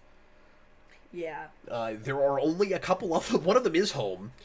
And then you have this, and besides the last episode, I think every other episode is a 2 or 3-parter, is it not? Because you have the Vulcan 3-parter, you have the Anar 3-parter, I think, you have... like, the first episode might be a one-shot? No, because once again, you've the Nazi 2-parter at the beginning. Oh, yeah. The end of the Temporal Cold War. Yeah. We were just talking about that, yeah. And then the Klingon forehead thing is a 2-parter. Yep. And the Augments is a 3-parter. Are those two separate things? What's that? The Augments one and the Klingon forehead 2-parter is a follow-up to the Augment thing. It's the Klingons getting their hands on the Sung research. Okay. Doesn't Sung come back for that stuff? Nope. Or is he only there for the Augment stuff? Nope, he's only there for the Augment stuff. Okay. The way we write him off at the end is he goes back to prison and he is writing out calculations for androids. Yeah. Because in typical prequel fashion, we can't have Noonien Sung come up with that entirely himself. Right. It has to start with his grandfather or great-grand or whatever. Do you like his performance in that? Yeah, I do. And of course, now Brent Spiner has played like 19 Sungs by the time you get into NuTrek. I don't know if you know that with Picard. He's been 2 different Sungs. What? Sung apparently just didn't stop having children, even though he had androids that he considered as children. He also had biological children. Kinda... But I can't think of any of this as canonical in my head, so...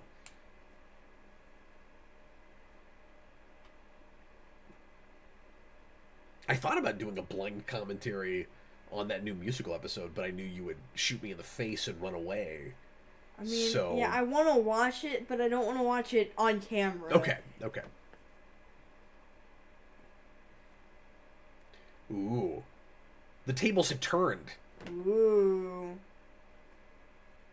This is so well shot.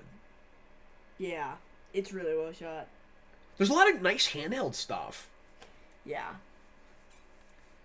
And this is one of those episodes that I have to really respect because it costs $5. Yeah, this is... And it looks so good. Like it's a really good bottle show. Yeah, this bottle episode is great. Like, this is one of those episodes that you make because you're running out of money for the season. Yeah. And we're toward the end of the show.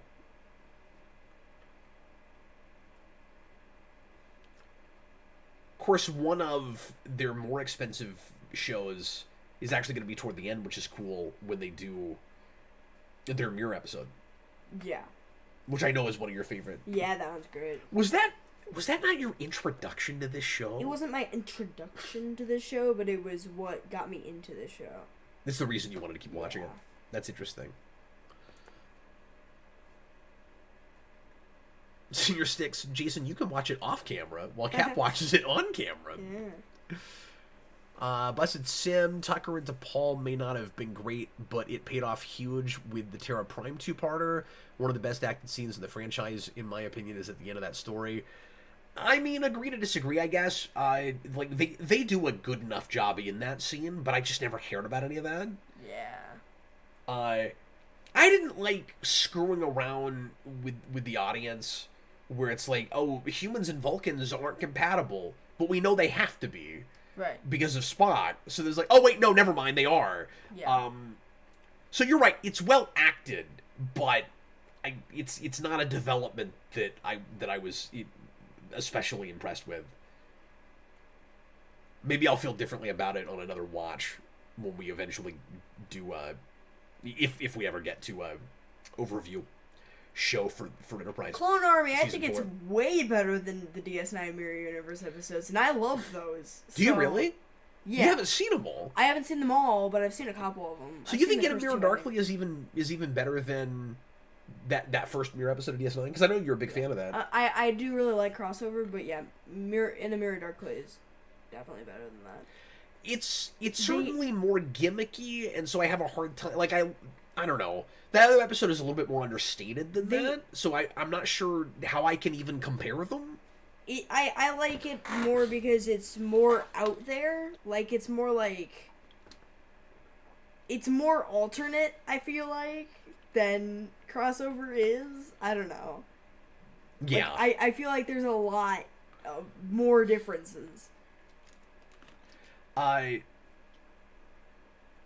The big reveal at the end of that, spoilers for that episode, but the big reveal at the end of that Hoshi Sato is going to be Empress of the Terran Empire, that's pretty fun. It's pretty fun. They have a ton of fun with it. It's cartoony in all the right ways. Yeah, I that's why I really like it. It's like if you haven't seen this, but it's like if Emperor's New Cloak worked, because that episode sucks. That's the last Mirror episode they do in DS9, and it's god awful. Okay. With Regent Worf. Wait till you get to Regent Worf. Oh no. I'll tell you one thing about that will make you just facepalm. Okay. You know who Vic Fontaine is. Yeah. In the Mirror Universe. So the cold open for that episode in the Mirror Universe is a real life Vic Fontaine gets shot and dies in the Mirror Universe. Oh man. Somehow in the Mirror Universe he's not a hologram. What? I know! It doesn't make any sort of sense. Huh. But yeah. But yeah, Inner Mirror Darkly is too gimmicky in particularly the way it sets up the Mirror Universe. Because the idea that the Terran Empire forms by Zephram Cochrane at the end of First Contact. Do you remember this? I don't. Killing the Vulcan commander, stealing his ship, and then going to war with the... That isn't... Yeah, that is what they do. Okay, so you took over all of Vulcan with a single ship? Yeah. I mean, I'd buy it in the Abrams verse, because they don't apparently have any kind of planetary defenses. Right. But, you did it with a single ship. Okay. It's preposterous. This episode might be a little long in the tooth.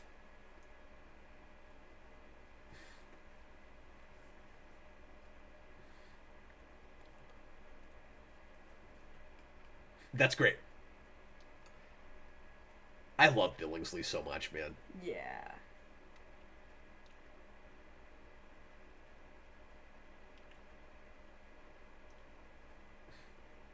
I like the kind of midway point that he's able to find now with the stories they're giving him, where he had to go to real, unfortunately, dark places in season 3, like really like everybody, but where he starts to really kind of lose his optimism thing, and we don't explore it enough for it to be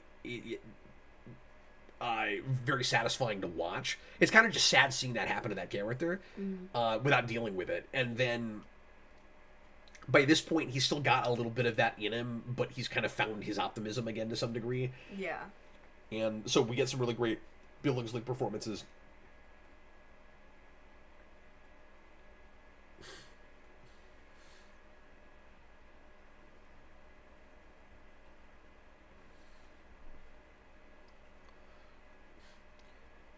Senior Sticks, even if Vic Fontaine was a real person who was replicated on the holodeck, he would have existed in the 1940s. Right. So is it an ancestor, or like is it a descendant? Yeah. Of him also named Vic Fontaine? Oh no. 400 years later? Like, okay.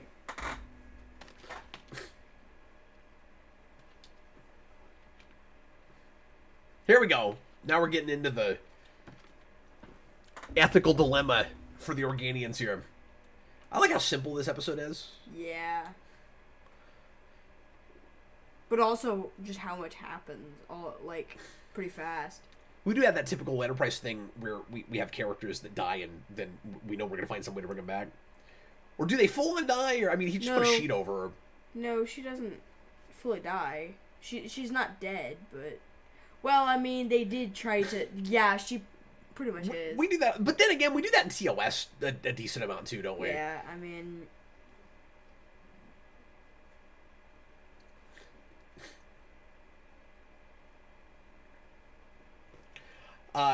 John Billingsley, like quite a few other Star Trek actors, is on Cameo, and really? Yeah, and everybody on Cameo has some public cameos, so you can see what they're like if you want to get one, right? Yeah. Billingsley has one where one of the questions the person asked him. So he's talking to somebody for their birthday or whatever it is, whatever the occasion is, and they said, can you do your flock smile? And he's like, well, I mean, that was a special effect. Yeah. So I can smile as wide as I can, but I don't have the time or money to go into this video and like widen out my smile. It was really funny. That was that was stupid. When they did that. Oh, you don't like that? No. They only do it a couple times in the series because apparently it's really expensive to do. And now it's a TikTok filter. Yeah.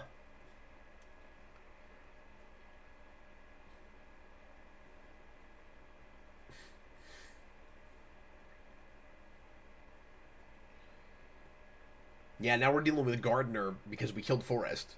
Mm-hmm. Which was actually pretty sad. Yeah. We only see Gardner in A Mirror Darkly. We only see his counterpart. We never see the real one. Yeah. I don't think. I can't remember.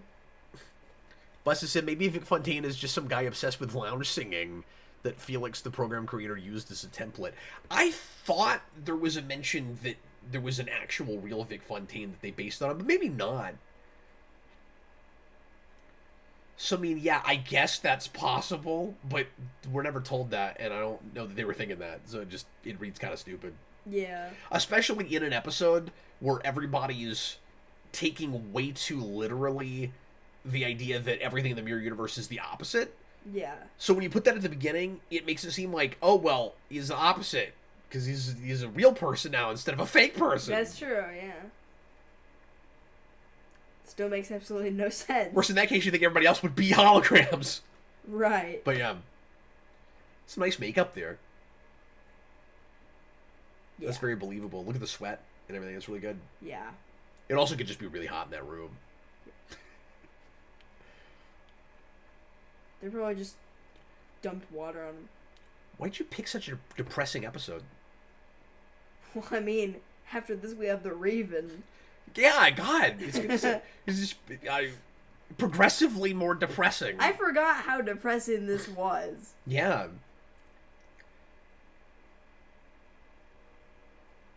Oh, there's the name drop. I want to say I called it the first time I saw this. Really? I don't know at what point in the episode I did, but I think I there was a place where I went, ooh, I wonder if they're Organians, because... Oh, wow. Here's the reason I was pretty sure of it, if my memory of the first time I watched this is right.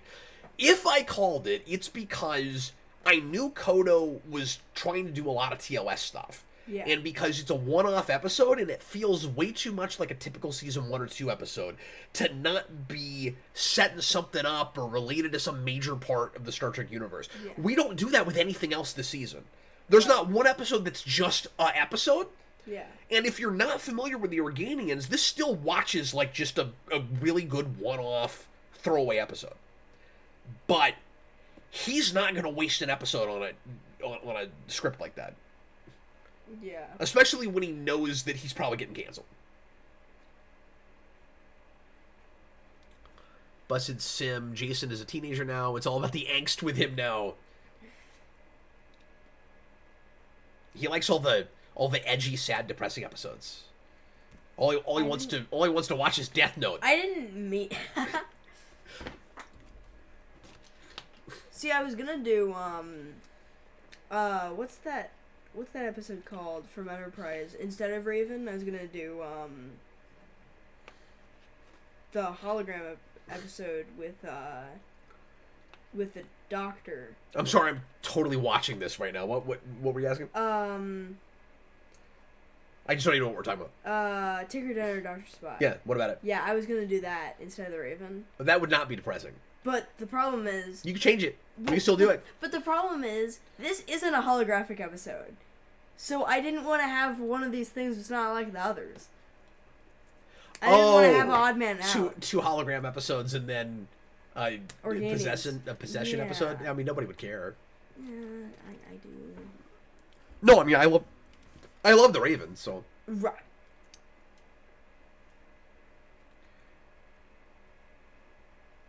Yeah, Bacula's pretty good in this episode. Yeah.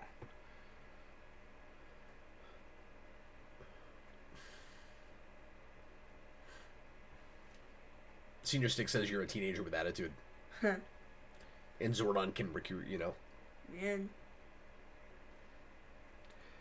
Yeah, I also really like the idea of kind of continuing to introduce our characters to the idea of Prime Directive before we have exactly Prime Directive, by turning it, you know, on its head with us. But you have another species that comes in and they have their own version of that, and we have to convince them to go against it because it can't be a hard and fast rule.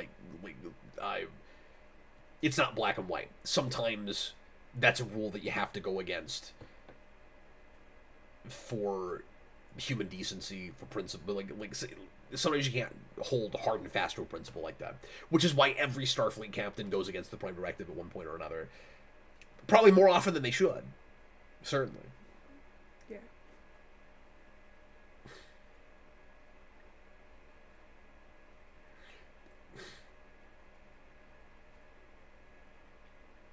Get a bug. I feel like the Denobulans need to be experimented on profusely because their blood holds the key to immortality. Because Phlox is immune to like everything. Yeah. Phlox even resisted Borg assimilation for a good long time. It's like one of the only species that can do that. Do you like... Yeah, sorry, good. Do you like Dear Doctor? Yeah. Dear Doctor and the Doctor's Orders was a follow-up, and I like those both quite a bit. It's my favorite ship, Jayson. Yeah. Yay! Isn't Doctor's Orders a lot like a Voyager episode, though? Yeah. I haven't seen that. It is. I don't know what that's called. Because I actually really like Doctor's Orders, because that's the one where everyone is sick. what I was going to say, it always feels to me... Oh, that's right. I still like that one okay. Yeah, is Doctor's Orders the one that's sort of a ripoff of 1? Oh, is that supposed to be a ripoff of... Oh. I think so. Is that... I guess that... Do you remember 1? Yeah, 1. Do you know what that is? Yeah. Yeah. The episode where everybody's in stasis and 709's by herself and she's hallucinating an alien guy. Yeah. Yeah. Which is like 2 episodes removed from Drone, which has a character named 1. Yep. And but 1 is also in the episode title of Drone. Yeah. In Star Trek Club, we used to call it Dr. 1. Drone. D-R-O-N-E. We called it Dr. 1. Anyway, okay, we're going to watch one more tonight. Yeah. One more. One? That would also be a depressing episode. What we should have done was just like a depressing Voyager night where we watched Drone, or sorry, we watched 1 and we watched Night. Nice. With the Void. Huh. What's another really depressing Voyager that. episode we could have watched? Any of the not... Course Oblivion. That'd be a good that'd be a good 3-part super depressing Voyager night. Course Oblivion freaks me out because of the makeup. Yeah, it's really good. I have a little bit of a hard time watching it. By the end? Yeah, because the makeup's really good, but it's also, I just can't, I don't know. You're seeing Janeway turning to Jello on the bridge. Yeah. And 7 of 9 looks disgusting by the end of that. Yeah, they do a really good job with that. Anyway, let's take one more quick break. We'll try not to go 8 minutes this time. But we're going to watch The Raven, which is in Season 4 of Voyager. 4. Pretty early 7 of 9 stuff where we're getting her 6, I think. we're getting her background, and she's finding out how she got assimilated because she doesn't remember it. She has excised it from her. Yeah, I forgot memory. how early this was. Yeah. You've only had her outside of the Borg makeup for 5 episodes. Yes, indeed. Busted Sim, I always thought that if Enterprise got more seasons, it would be cool for the Romulans to ally with the race that the Enterprise crew left to die in Dear Doctor. Oh, that's interesting. Yeah, I wouldn't have thought of that. Did you know, sorry, let me say this real quick before we take the break, that so Kodo had lots of ideas for Season 5. He was hoping he would get that. He was already planning for it. Yeah. We didn't have scripts or anything, but they were making big plans. And you probably know about one of the big ones, which is Future Guy. Say it again? Future Guy, right? Is that what you were going to say? Or... No. It wasn't going to be anything about Future Guy. They were done with all that. Oh, okay. I thought that was going to turn out to be Archer. That's if Berman had stayed showrunner. Ah, okay. But that didn't happen because Kodo did not care about that whole thing. Anyway, no. What I was going to say is, so Shran was supposed to be a main character by 5. You know about that? Yes, I do. Where they were going to take Jeffrey Combs and he was going to be in every episode of 5, and they were going to contrive a way for him to be on the ship, which would have been great. Yeah. And interesting because that was a typical Season 4 thing to do during that period, where, we add 7 of 9 in Season 4, we add Worf in Season 4, and this would have been not 4 but 5, but around the same. It's just kind of interesting that Enterprise didn't have that, and then they got canceled, but they were going to do something like that in 5. I don't think it would have saved the show ratings-wise, of course. Like, suddenly everybody shows up because Shran's there. Yeah. But it would have been cool for those of us that liked that show. Anyway, no, the thing I was going to tell you about is they were going to do a Stratos episode. Oh. I know you're a big fan of Cloudminders. Yeah, and awesome. they were gonna do a Cloudminders. Yeah, that's really cool. Yeah. I wish they could have done that. Anyway, we will be back in just a few minutes, folks, and we're gonna watch one more. Thanks for joining us. We'll be right back.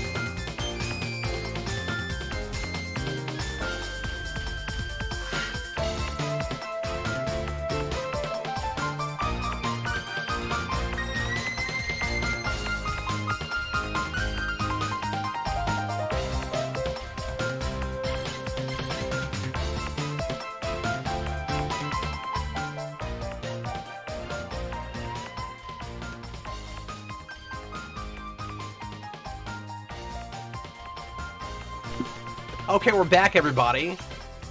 And we're going to watch one more episode tonight. It's The Raven, which is an early 7 of 9 episodes. So this is episode 6 of season 4, Voyager. And Busted Sim just mentioned something that I had never thought about before. He says, and I don't know how intentional this was, but it lines up so well. He says, Mayweather's ship is the Horizon, which started the Gangster Planet. I forgot that was the name of that ship in a piece of the action. But yeah, we're told that it landed on that planet 100 years before that. And that lines up time-wise. So I imagine I mean unless Busted Sim, you've read anything from Berman and Braga talking about that, where they named it that intentionally. Yeah. I wonder if that wasn't just a really crazy happy accident. Yeah. But regardless, I'm sure Kodo would have picked up on that. Yeah. And would have done an episode where they lose contact with it. It disappears somewhere. Yeah. To set up the Gangster Plan, even if it wasn't a whole episode about it. Yeah. Because I can't remember if there's any place in Enterprise where the ship is gone and we never hear from it again. I don't think that happens. Yeah. I know his father dies. Yeah. Because there's a whole episode about that where his brother's trying to take over and all that. Mm-hmm. Remember that? I do. Anyway, yeah. So no, that's really cool. I never thought about that. Yeah. I never thought about that. I guarantee you there's a book about it. There's almost certainly a novel about that, right? There's like with everything, the series, obviously it's not considered canon, but the series continues in novel form, and I don't know if you know this, but the books actually do an Enterprise version of the Romulan War. Ah, okay, weird. And I've read part of it, and it's a little hokey in exactly the same way Enterprise would have done it. Yeah. And so it's... I mean, it's cool it's doing it the way, they thought Enterprise would have probably done it. It's authentic. Yeah. For better or worse, yeah. Anyway, you should read the novel that starts that relaunch, because I think it's called The Good That Men Do. I think I've reviewed it on the channel, actually. And it retcons Tucker's death at the end of Enterprise with the with that terrible last episode of These Are the Voyages. Yep. And it throws so much shade at the way that was done. That's so hilarious. it makes it a whole conspiracy thing. And maybe the reason that somebody earlier was thinking it was Tucker that was in Section 31 and not Reed is because he is in that. I think they can script him in that book. And then he fakes his death. And that wasn't actually his death. He faked his death. Yeah. Because it's the only explanation for the dumb way that he dies. Busted Sim, in my head, it makes Mayweather more jaded and bitter during the Romulan War because the actor isn't great in the show, but his Mirror Universe acting was actually pretty good. Yeah, interesting. Okay. Let's go ahead and watch The Raven. Yeah. And are you ready to get going? Yeah. Jayson? Okay. Watching this late at night is gonna be cool. I think this is a really good After Dark kind of episode. Yeah. I mean, After Dark, like Geekvolution After Dark. I just mean, when the sun goes down. Voyager, for whatever reason, especially this period, maybe 4 through 6. Yeah. Voyager is probably my favorite show to watch late at night, particularly the weirder, Braga episodes. Yeah. And that kind of stuff. It's a real good 1, 2 in the morning kind of show. Yeah. There's a lot of those in TNG too, but I think more of Voyager is that way for me. Yeah. The first time I ever saw Remember Me was 1 in the morning. Oh, that's one of my favorite episodes. That would be a good. TNG has some like that too. That would be a good 1 in the morning. Night Terrors is a good one to watch real late at night. Anyway, okay. Yeah, I just fall asleep at 1 in the morning. I can't do that. Make sure you're at timestamp 0. Get ready to press play when I say now. We're watching episode 6 of season 4, and let us know if you need a timestamp. Here we go.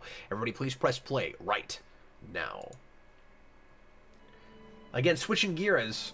It's not as difficult as it looks. And of course, First we're rule back is, in don't be afraid of the clay. I fear nothing.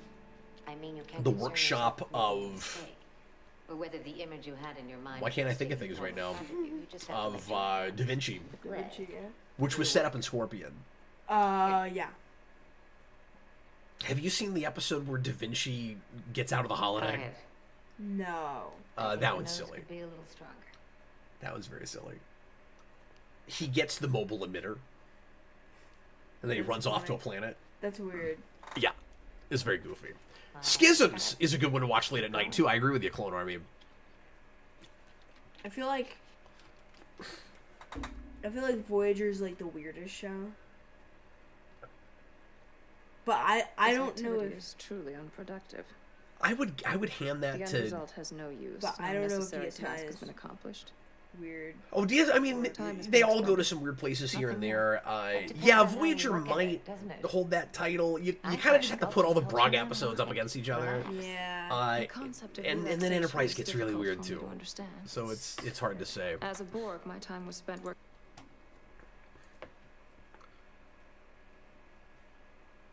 But season 4 is peak Voyager. After 3 up and down seasons, it became a truly good show. I agree, and I think overall 5 is probably its best season. Yeah, like probably has the most really good episodes.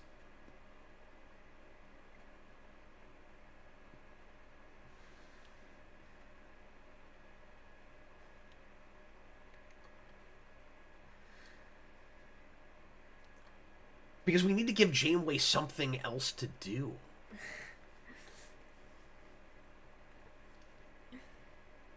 That's why.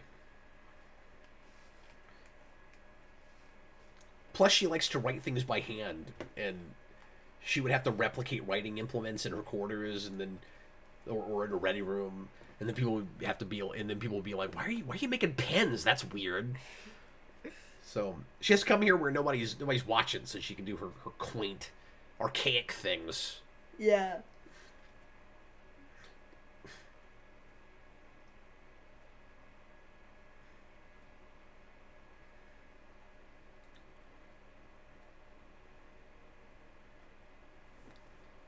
So why did you pick this one over any other 709 episode? I remember really liking it the one time I saw it, and I wanted to see it again. Nope, So fair enough. There might be a little bit more dead air on this one, guys. Yeah. We might just be watching this. So strap in. So how many outfits does 709 have? We're doing this again. It's all I about almost outfits. did with T'Pol as well, but then Well, we T'Pol just- has like 3. Yeah. Because she's got the blue one and the pink one. and she got the red one too. She has a red one? Yeah, she wore it the whole time last episode. Is it different than the pink one? Yeah. Yeah. Because I'm right, there's also a It's- pink one. Yeah, but it's very red. Okay. And then there's a couple episodes where she has a Starfleet uniform. And then 7 of 9 has, I think, 3. She's got... this is the typical one. Well, the silver one is the one they really sold it on, but I think she actually wears the brown one more often than the silver one, Yeah. maybe. And then she also has a blue one. Mm-hmm. Which might be my favorite, I'm not sure. So, the Raven thing is weird because, especially just the way this opens in having her flash to the bird, Yeah. it reminds me so much of the TNG two-parter where we have Data hallucinating a younger Sung, and there's a bird flying at him too. Oh.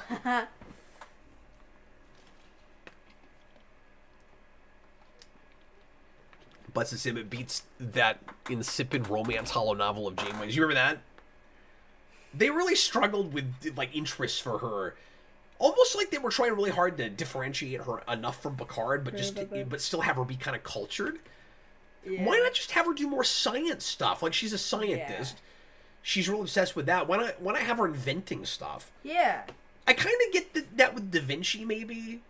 You know, where like Yeah. she's an inventor, she wants to go back to like she's also interested in the history of invention. That's okay. I get that. But they kind of play with more the artistic side of that.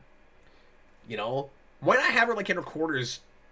This is gonna sound goofy. I'm kind of joking when I say this, but have her in her quarters like playing with potions. Not potions, but with chemicals. Yeah. Not potions. But no, have her like invent something. You even could have had. What if she designed the Delta Flyer instead of Tom Paris. Yeah. Or something like that. Although, I mean, she's a scientist, not an engineer. But Yeah. Paris isn't exactly an engineer either. So it probably makes Yeah. just as much sense if she did it. I also could have picked the lucid dreaming episode too. Oh, yeah, with the moon? Yeah. Waking moments. Waking moments. Yeah, where she goes, hey, he's got to do this, and then he Yeah. comes out of it. You ever tried lucid dreaming? I've researched it a lot, but I've tried a little bit, but not really. That much. inspired me to try that when I was a kid. Really? That episode, yeah. It's not a great episode. I don't understand how that species stays alive. Like, they sleep all the time. Yeah. How do they eat? Yeah. Can someone explain that to me? But says him, the silver one was cutting off blood flow to Jerry Ryan's head, so they stopped using it as much. Buzzes him, and then we meet Da Vinci, and it's Gimli. Oh, it is! I never even thought about that from Lord of the Rings. It's that actor. It's that actor. Really? Yeah. It's deliberate! Darn you, Kenneth Biller. I'd say that every time Kenneth Biller's name shows up. He show ran the series in season 7 and completely squandered it. There's 2 good episodes that season, but he could have done anything he wanted to. Clone Army, Jerry Ryan looks great in the blue Starfleet uniform in that episode. With Braxton, same with Troy. Yeah, I agree. Can we just keep saying hypnagogic regression over and over again? That would be wonderful. Edit that It's video, like, Jason, where they just can't stop going back and forth saying hypnagogic regression. It's like Tribbles.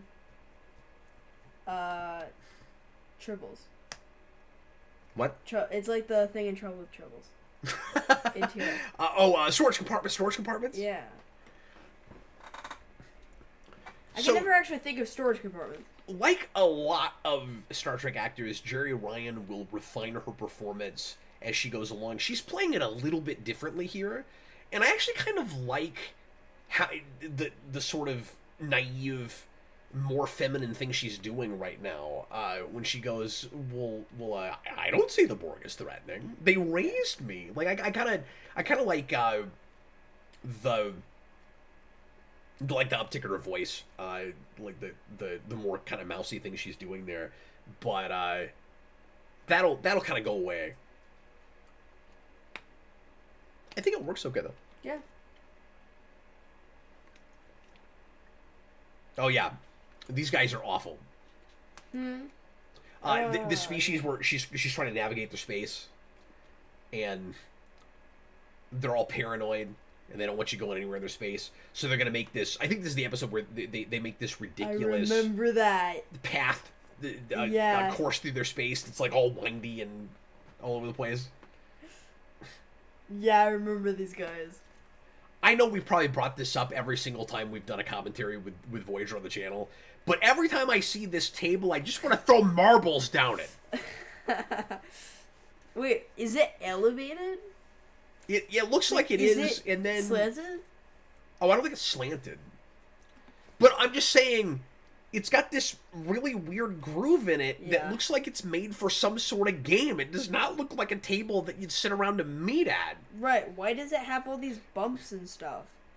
And I always make fun of Brandon because he loves this table and wants one in his house. He's just obsessed with this table. See, I really like the TNG table. Nothing against the costumer or Michael Westmore, but this is one of the species where it really comes off like we are running out of ideas for what to make Star Trek species look like. Yeah, like, what is that? he's got a VR headset on that's kind of like a football, It's like a catcher's helmet Yeah. in baseball. yeah, and then he's got, like, cyborg outfits. Gareth Gerhardt wasn't Jerry Ryan on an episode of Arrow. She was. And, Oh, really? yeah, I think she was a politician or something, and it really looked like maybe she'd come back, but she didn't. Which was interesting because Oliver Queen's mother was played by the second Borg Queen. the Borg Queen in Dark Frontier. She's good in that. But I don't think they ever appear on screen together.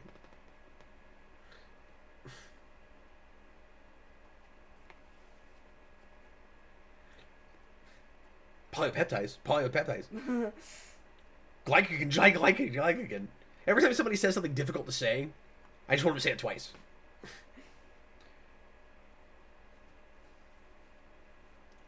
Oh, Neelix. You're so obnoxious.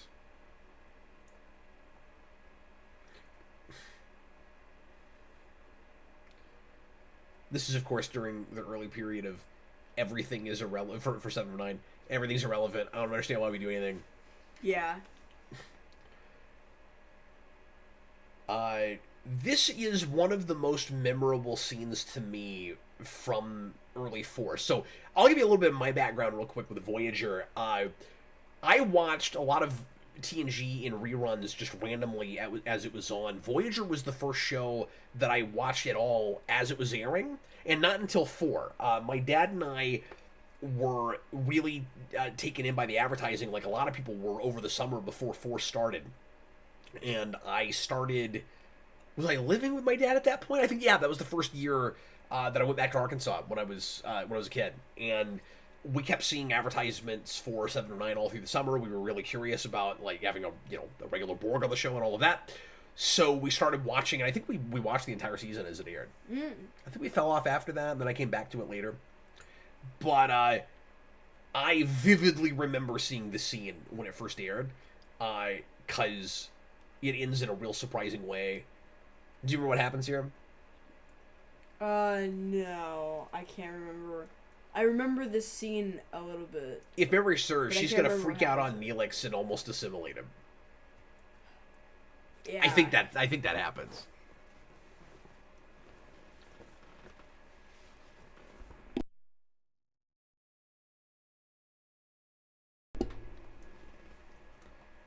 The Borg do not sit.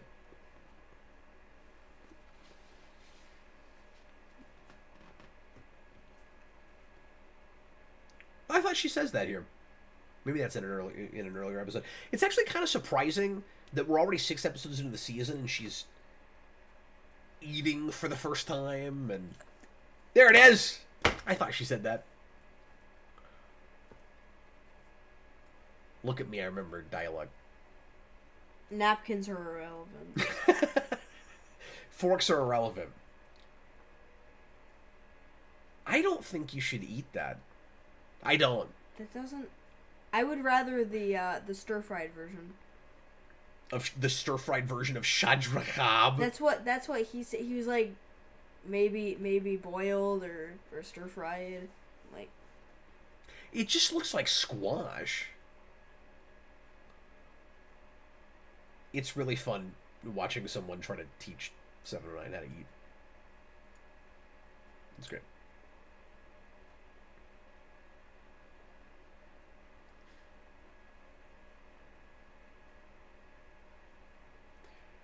Neelix is obnoxious, but Ethan Phillips is great in the scene.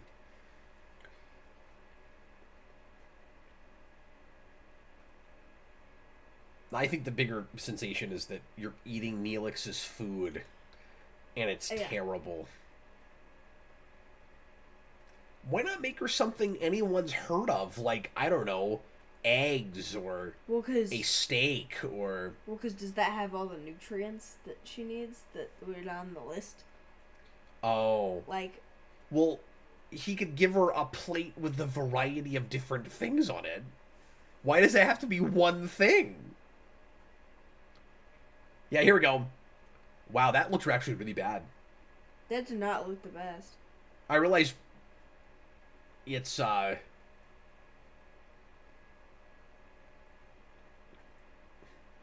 no, actually, this is a little bit later than I was thinking. This is not the first year I'm living with my dad. Nobody's gonna care about that. But anyway, no, because this show starts in '95, but this airs in like '98, '99. So this would have actually been the tail end of when I was living with my dad. Look at that! Look at that curvy.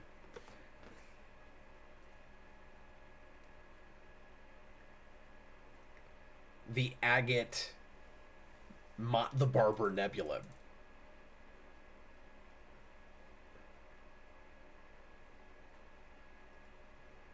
I think the reason they wear those Hilarious. things is because they're so sanctimonious and awful that they get punched in the face repeatedly by other races, and it's why they're so paranoid. They're like, how come nobody likes us? Everyone wants to kill us.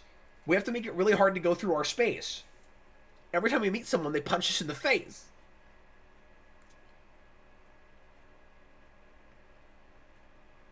Do you think they'd be like the Cardassians, where if we ever met them again, we'd just stop putting that stupid thing on their face?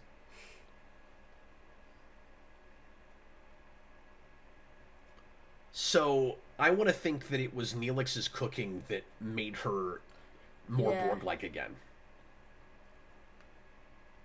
Oh, man.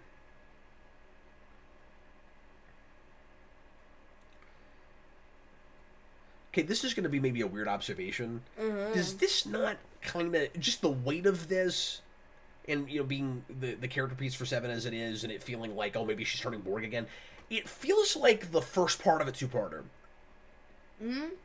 What? It feels like it should be the first part of a two-parter. Yeah. It's not going to be, and I'm not complaining that they don't get enough done in the episode. Just the way this is paced and Yeah. the gravitas of it, it feels like it's going to be the first part of a two-parter. I'm also partly saying that because of the bird at the beginning. Yeah.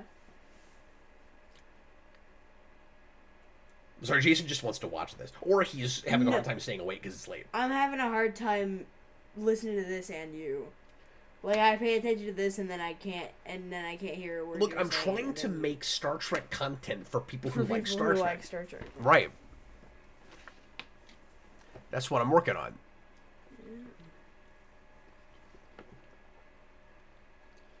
The Borg won't stay on deck 10.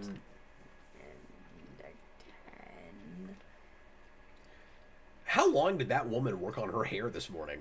Yeah. Oh, that's a nice shot Yeah. on Tuvok there. I love that camera move. You picked some really well-directed episodes tonight. Yeah. Get her! Get her, Ray! That's great. I love it every time we do that shot in Star Trek. Yeah. Have you noticed that's a frequent thing? Yeah. Where you'll have someone with a, maybe it's just the show, where you'll have somebody with a phaser rifle that's shooting someone off screen. Yeah. It feels like a thing we do a lot. It's really it makes it really cheap But it, because you don't have to do anything. Like, you don't have to have any special effects or anything. but I like it because you're kind of using your imagination. Whatever you're imagining is probably worse than what it would look like. Yeah. Even though she's probably just stunning people. Yeah. You know what I mean? Like it somehow it feels more violent when you're leaving things off the screen. Yeah. EAE says we need that father and son podcast ASAP. Which one? What do you mean? Just more of that show, or something we said earlier? What did we say? I'm not sure. That's what I'm saying.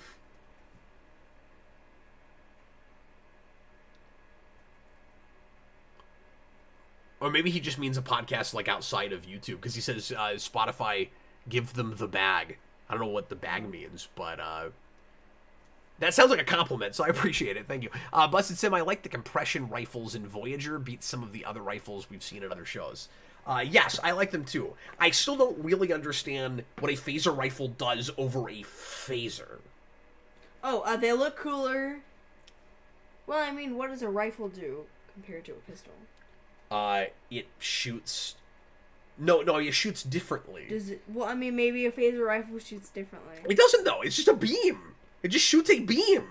Well, yeah, Just but like a maybe it phaser shoots it does. faster, or It maybe doesn't it's bigger, really seem or to. smaller, or slicier. But you can... More red. If you set your phaser to kill, you can disintegrate a truck, Right. according to Voyager. If you can disintegrate a truck, why do you need a rifle? Right. What does it do? Well, because they look more manly. Oh, thanks, EA. He's saying that we should have a regular podcast and someone should pay us for doing it. Oh. He's being super nice. I appreciate that. These guys are so dumb. You just want to grab them and shake them because they've got handles on the sides of their head. Yeah.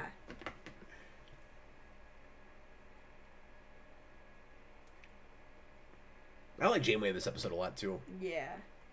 And you can tell she's mad. Well, she's often mad, but she has a right to be here. These jerkwads are making it hard for us to go anywhere, and I don't like their face, and I want to punch it. Supplemental.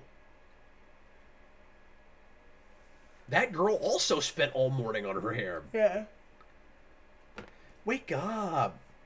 Yeah, I'm just yawning. Did you see that gray-headed man? Looks like he's 95 years old. Yeah.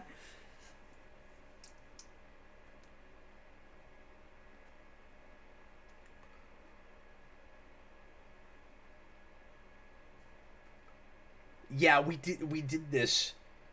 We kind of played a minute with the idea that Kim and Seven might get together early on. He kind of, it's clear that he kind of fantasizes about her, and then there's this really uncomfortable place in like the second episode she's in, where she's like, I can tell that you're romantically interested in me, and then she just tells him to take his clothes off. I remember that now. Yeah. That was a very memorable scene. They're like working in a Jeffrey's tube or something.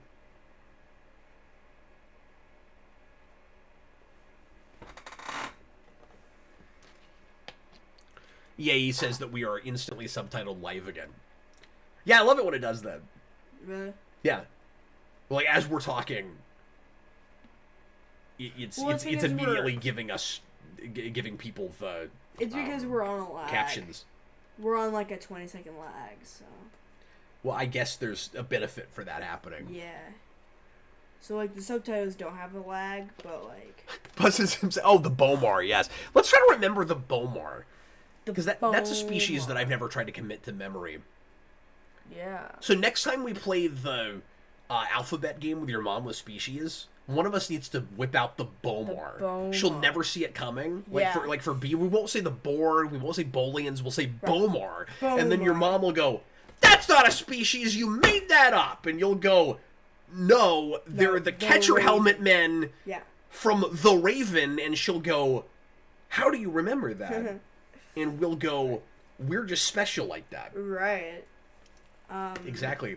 You should go to a convention dressed as a Bomar. No. Because they're annoying. Piece of the puzzle.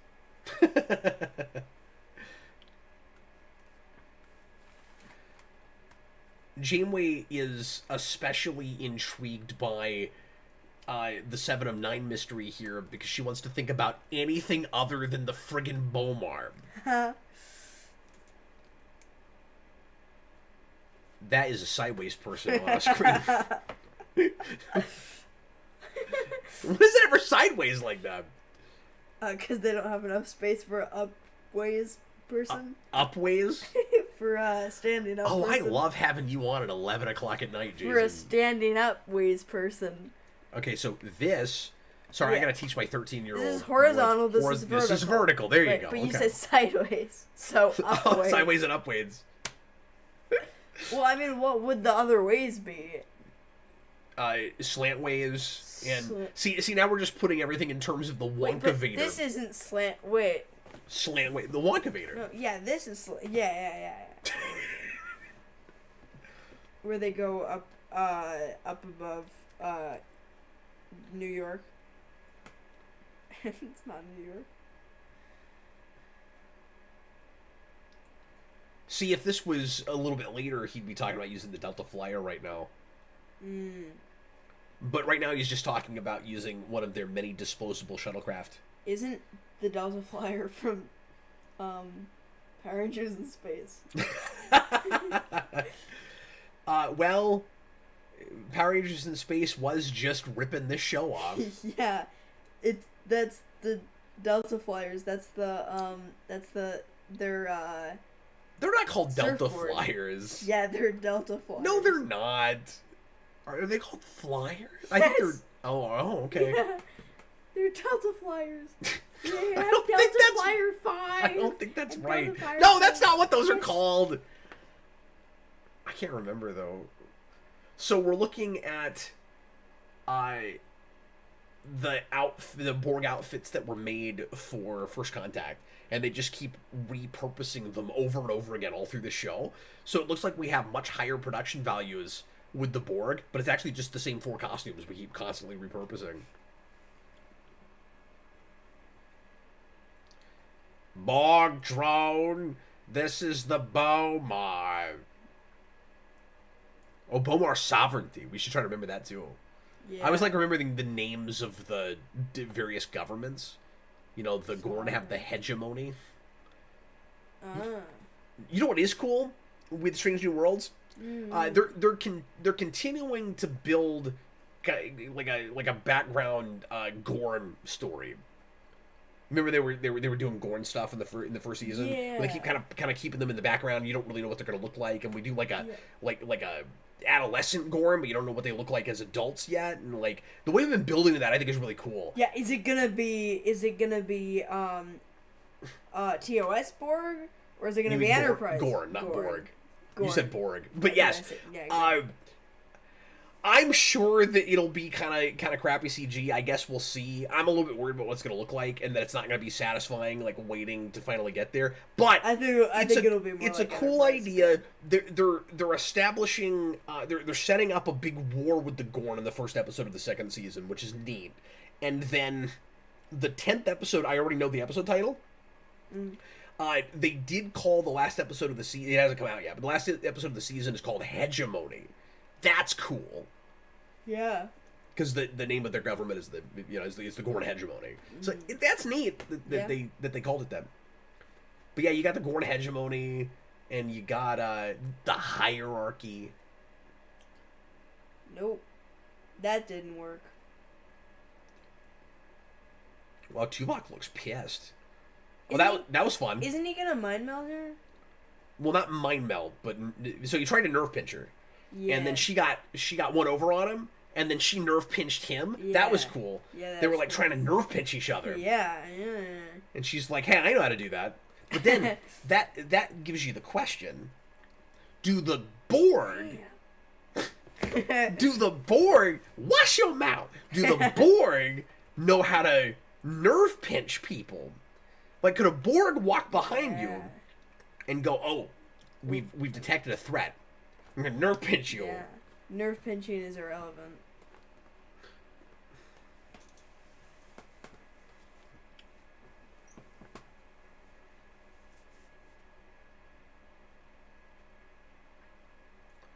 That is a contradiction in terms. It's kind of weird that 7 of 9 so quickly is able to refer to her as I after the thing with Hugh Yeah. in Iborg. Although, I guess you could make the case that that's a concept... you could make the case that it's a concept that the Borg understand better now because they dealt with that whole thing with Hugh and they went through Descent. That's the first. Descent sucks, but they did that. Oh, what That's happens in Descent? Lore is able to take over the Borg because they lose themselves when Hugh is brought back into the collective because he has individuality and they can't process it, even though every person they would assimilate starts with individuality. That's why it doesn't work. That does not work. It's really dumb. But anyway, the other argument you could make for it, though, is she spoke as an individual for the Borg, like Locutus did. Yeah. But I still feel like it would be more difficult for her to get to the concept of I am Borg versus we are Borg. Right. The distinction being I am a drone that speaks for the Borg. I am 7 of 9. Right. I am Locutus versus I am Borg? Right. I don't know.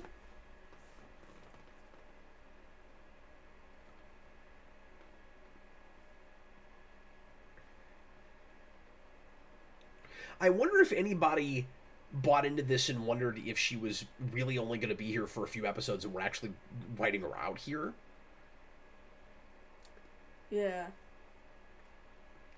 Because it's so unusual for a Star Trek show to have this big of a status quo change. Yeah. Then I can see kind of the baby steps of, well, we're going to do a few episodes with this new character and then we're going to write her out. Yeah. I want to see the behind the scenes of this Raven. Like, them having the Raven and it, like, flying around. I'm pretty sure it's just a special effect. I don't think they had an actual Raven there. Like, maybe. It does look pretty good if it is a special effect, though. It reminds me of The Crow. Yeah? The movie The Crow. Not just crows in general. Don't remake it. They are remaking it. It's actually filming, I think. Or was filming. Maybe it's already done, I don't know. Meanwhile, at Spencer Gifts, I thought I would just stand in her alcove and imagine myself as a Borg, and then maybe I would understand where she's coming from emotionally. There's a really good kind of subtle allegory, or metaphor, if you like, with Janeway and 7 of 9 is like a kind of mother-daughter dynamic. I mean, that part of it is obvious, but the idea of 7 is kind of a adolescent, like a rebellious teenager that the mother is trying to understand but just can't. That works pretty well. One thing to keep in mind in looking at these performances is that Janeway, that at this point in the series, Kate Mulgrew really dislikes Jerry Ryan, and they do not get along at all. Oh. Because 7 of 9 is being used to try to bolster the ratings of the show. Yeah. And she feels like Jerry Ryan is taking over too much, that it's less about her. She was the star of the show, and now she feels like she's taking too much of a back seat. And she was not the most mature about that on set. And it's a thing that Jerry Ryan has chronicled at conventions and stuff. And I think they got along a little bit later on. They never like fully liked each other. I think it's water under the bridge for them now. And it's really funny that Busted Sim is making exactly the point I am in the comments right now. It's really funny. Don't remake that. Stop it. He says it's amazing how good Janeway and Seven's chemistry is, considering Mulgrew didn't like Ryan. That's exactly what I was just talking about. What? Because I know the name of the ship. So the big confusing thing about the Hansons, about Annika Hansen's parents, is that they go looking for the Borg years before Q introduced us to them. Yeah. It's a confusing discrepancy in the continuity, in the timeline. And when I worked out my 3-timeline theory years and years ago, which I was alluding to a little bit earlier when I was talking about the idea of Enterprise as a sequel that takes place in the past. Yeah. What was the third one? One of my ideas, it's been a long time, I would have to work back through my whole logic with it. And at this point, there'd be like 5 or 6. Right. But especially when you put NuTrek in it, it just blows up the whole thing. Right. But part of the idea was that from this point, from I can't remember where exactly, but from some point onward, Voyager is actually in not the first timeline, but the second timeline, and that something about First Contact changing everything and creating a second timeline is what gets the Hansons knowing about the Borg earlier. That was part of my theory. Oh, I remember what it was. It's that Zephyr Cochrane is talking about the Borg, in speeches and stuff. Oh. And they're known if you're paying attention and if you believe Zephram Cochrane before they're supposed to be known. So it still would work out that Q introduces us to them because most people, it's not in any official logs or anything, so most people wouldn't know about it or paying attention to it. Okay. But my idea is that the Hansons, if memory serves, I think my whole thing was the Hansons had figured out the Borg based on old discussions about it in places that not everybody was reading. Yeah. And so they actually leave to go research that years before everybody knows about the Borg. Okay. But you would have to get first contact happening before that can happen. And and because of the way Star Trek time travel works, because you can go back and change stuff, you have to have a timeline that happens first before that. Which means part of Voyager is in the first timeline and part of it is in the second timeline. Yeah. Again, according to my theory, not actually official canon or anything. I have an old video about it from the old Trexpert show. Oh, really? That your mom and I did. So if you go back, I'm sure that I remembered it enough intact for that video that most of it is there. Because this is a thing I came up with like 15 years ago. Yeah. No, more than that. 18, 19 years ago. Well, because it was during Enterprise. Yeah, Enterprise was still on. Probably, what, like season 3? Yeah, I mean, I would have come up with it before we finished the Temporal Cold War. Yeah, because... Or rode our way out of it. We didn't really know that it was actually in continuity. Right.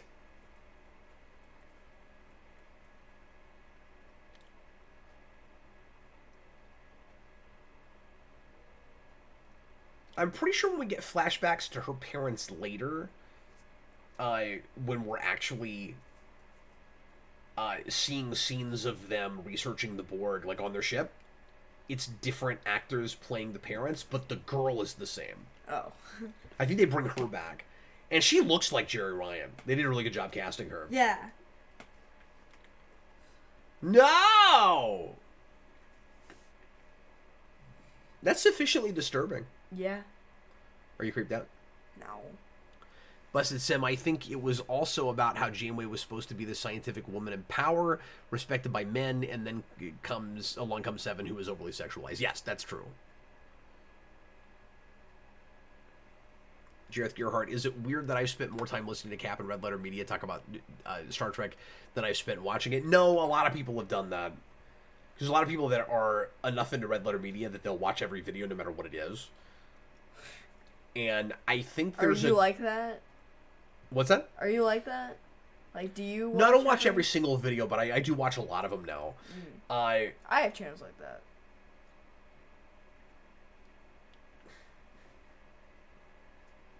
I'm getting V'ger flashbacks. But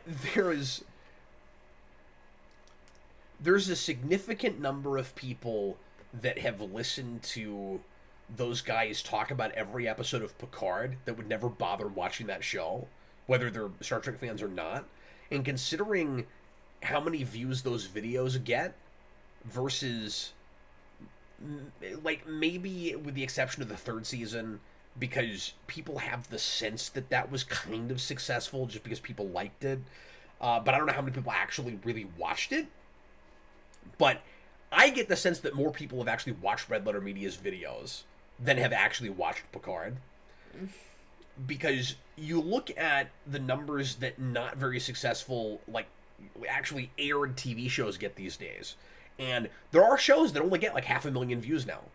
Yeah. You know, that actually get less than Red Letter Media's average view count. Because their videos typically get about 1 million views.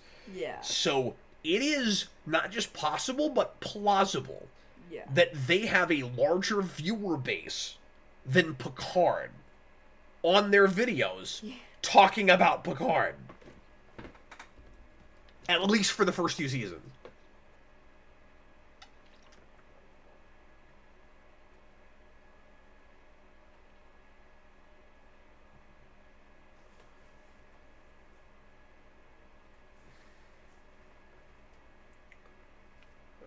this stupid Bomar. Now they're shooting at us.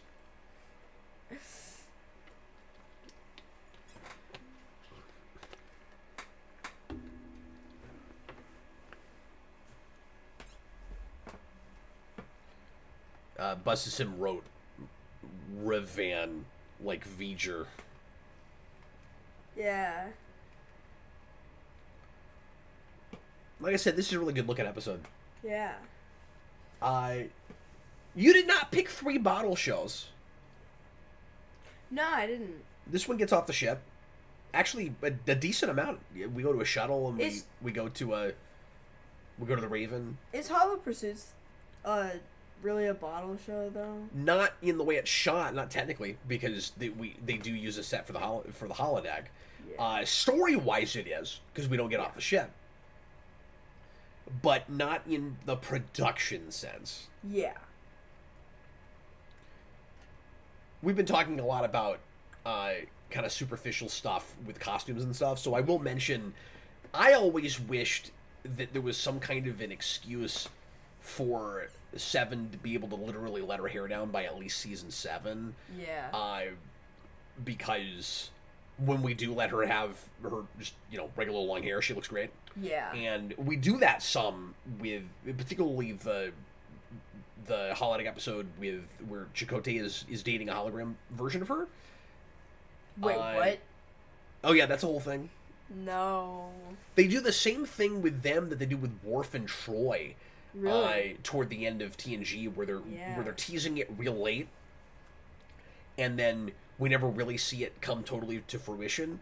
The only difference is, well, no, it's actually really similar. See, All Good Things, or Endgame is ripping off All Good Things in so many different ways, because in the All Good Things future, you find out what happened to them as a couple, and they don't stay together. With Endgame, they just die. What? Oh, look out! Beam out! It's gonna come crashing down on you. Oh, that was a mistake. They should have shown a bunch of debris coming down on them. It was a missed And also opportunity. That just one shot of them where they're just like, and they're just there for like that was not like it was just a picture. Like it wasn't even a like. That's not worth it. If we took a shortcut, we'd have to constantly look at the stupid baseball helmet men. Busted Sim. Okay, so at no point do Seven or Tuvok download the logs from the Raven, and it's destroyed. And yet, for Dark Frontier, they have the Raven logs. I remember wondering about that. Yeah, good call. Jareth Gearhart, I've never seen any Voyager. What episodes would you suggest, Cap and Jayson? Huh? Oh, Voyager. Oh. Throw out some Voyager episodes that are easy to watch in a vacuum. Oh. The Thaw. The song? Deadlock. See, because the first thing that I thought of was Twisted, but no. That'd be alright. I don't know. That was Freddy's introduction to Voyager. Was it? Yeah. What's the one? What's the really good one where Seven goes back to the first episode, to the pilot, and Well, that episode's goofy. I wouldn't start with that. Relativity? Relativity is probably my favorite Voyager episode. Is it really? Yeah. Okay, alright. Well, no. Interesting. It's not, but one of my favorites. Because my favorite Voyager episode is, I can't think of the name of anything right now. The, Doctor, 7 episode. Where they, Is that your favorite? Yeah. Someone to watch over me? Yeah, Someone to Watch Over Me has been my Okay. favorite for... Well, I'm trying to answer this guy's question. Eye of the Needle? Hmm? Do you know that one? Yes, I think I've That's seen that's it once. I think the best season 1 episode probably. Yeah. That's with the micro wormhole that there's a Romulan that's communicating with Voyager through. Yeah. I'm not remembering the name of this right now, but the episode with the Cardassian hologram that's using research from war crimes. That's a pretty good one. That's a good Doctor episode. But there's a few. There's a few ideas. Buzzes in Prime Factors. I forget right off which one that is, actually. A lot of my favorite episodes, I don't know if they're really good, like, watch for the first time episodes. See, would you have someone... Oh, the shoot is super depressing, though, Clone Army. Don't start with the shoot. Watch that maybe 5th or 6th, but don't start with the shoot. Would you have It's a someone... great episode, though. Would you have someone start with Scorpion? In the same way that I might have someone start with Best of Both Worlds with TNG. Yeah, I actually would. The Scorpion was a lot of people's first introduction to that show. Actually, a lot of people, again, because of the advertising all the way through the summer, they were starting with the second part of Scorpion or The Gift, and maybe even missed the first part. But yeah, the Scorpion is a fine first place to start. Yeah. So yeah, there are some ideas. Thanks a lot for... Oh, AMC Comics AMC. is just saying hi. Hello. We're just about to leave. Yeah, Jayson, did you have a good time? I did. That was really fun. That was actually really fun. Yeah. You picked some great episodes. Yeah, I think I picked some good episodes. That was a really eclectic assortment. Yeah. Yeah. And, yeah, altogether, it put me in a really interesting, unique kind of mood. Well, folks, we're going to go ahead and get going. It's getting real late, especially for Jayson, and I think we're both about to kind of melt here, sort of like the demon crew from, of course, Oblivion. So we're the biomimetic fluid crew. But we're going to go ahead and get going. Thanks a lot for being here, everybody. I hope you enjoyed it, whether you're watching live or after the fact.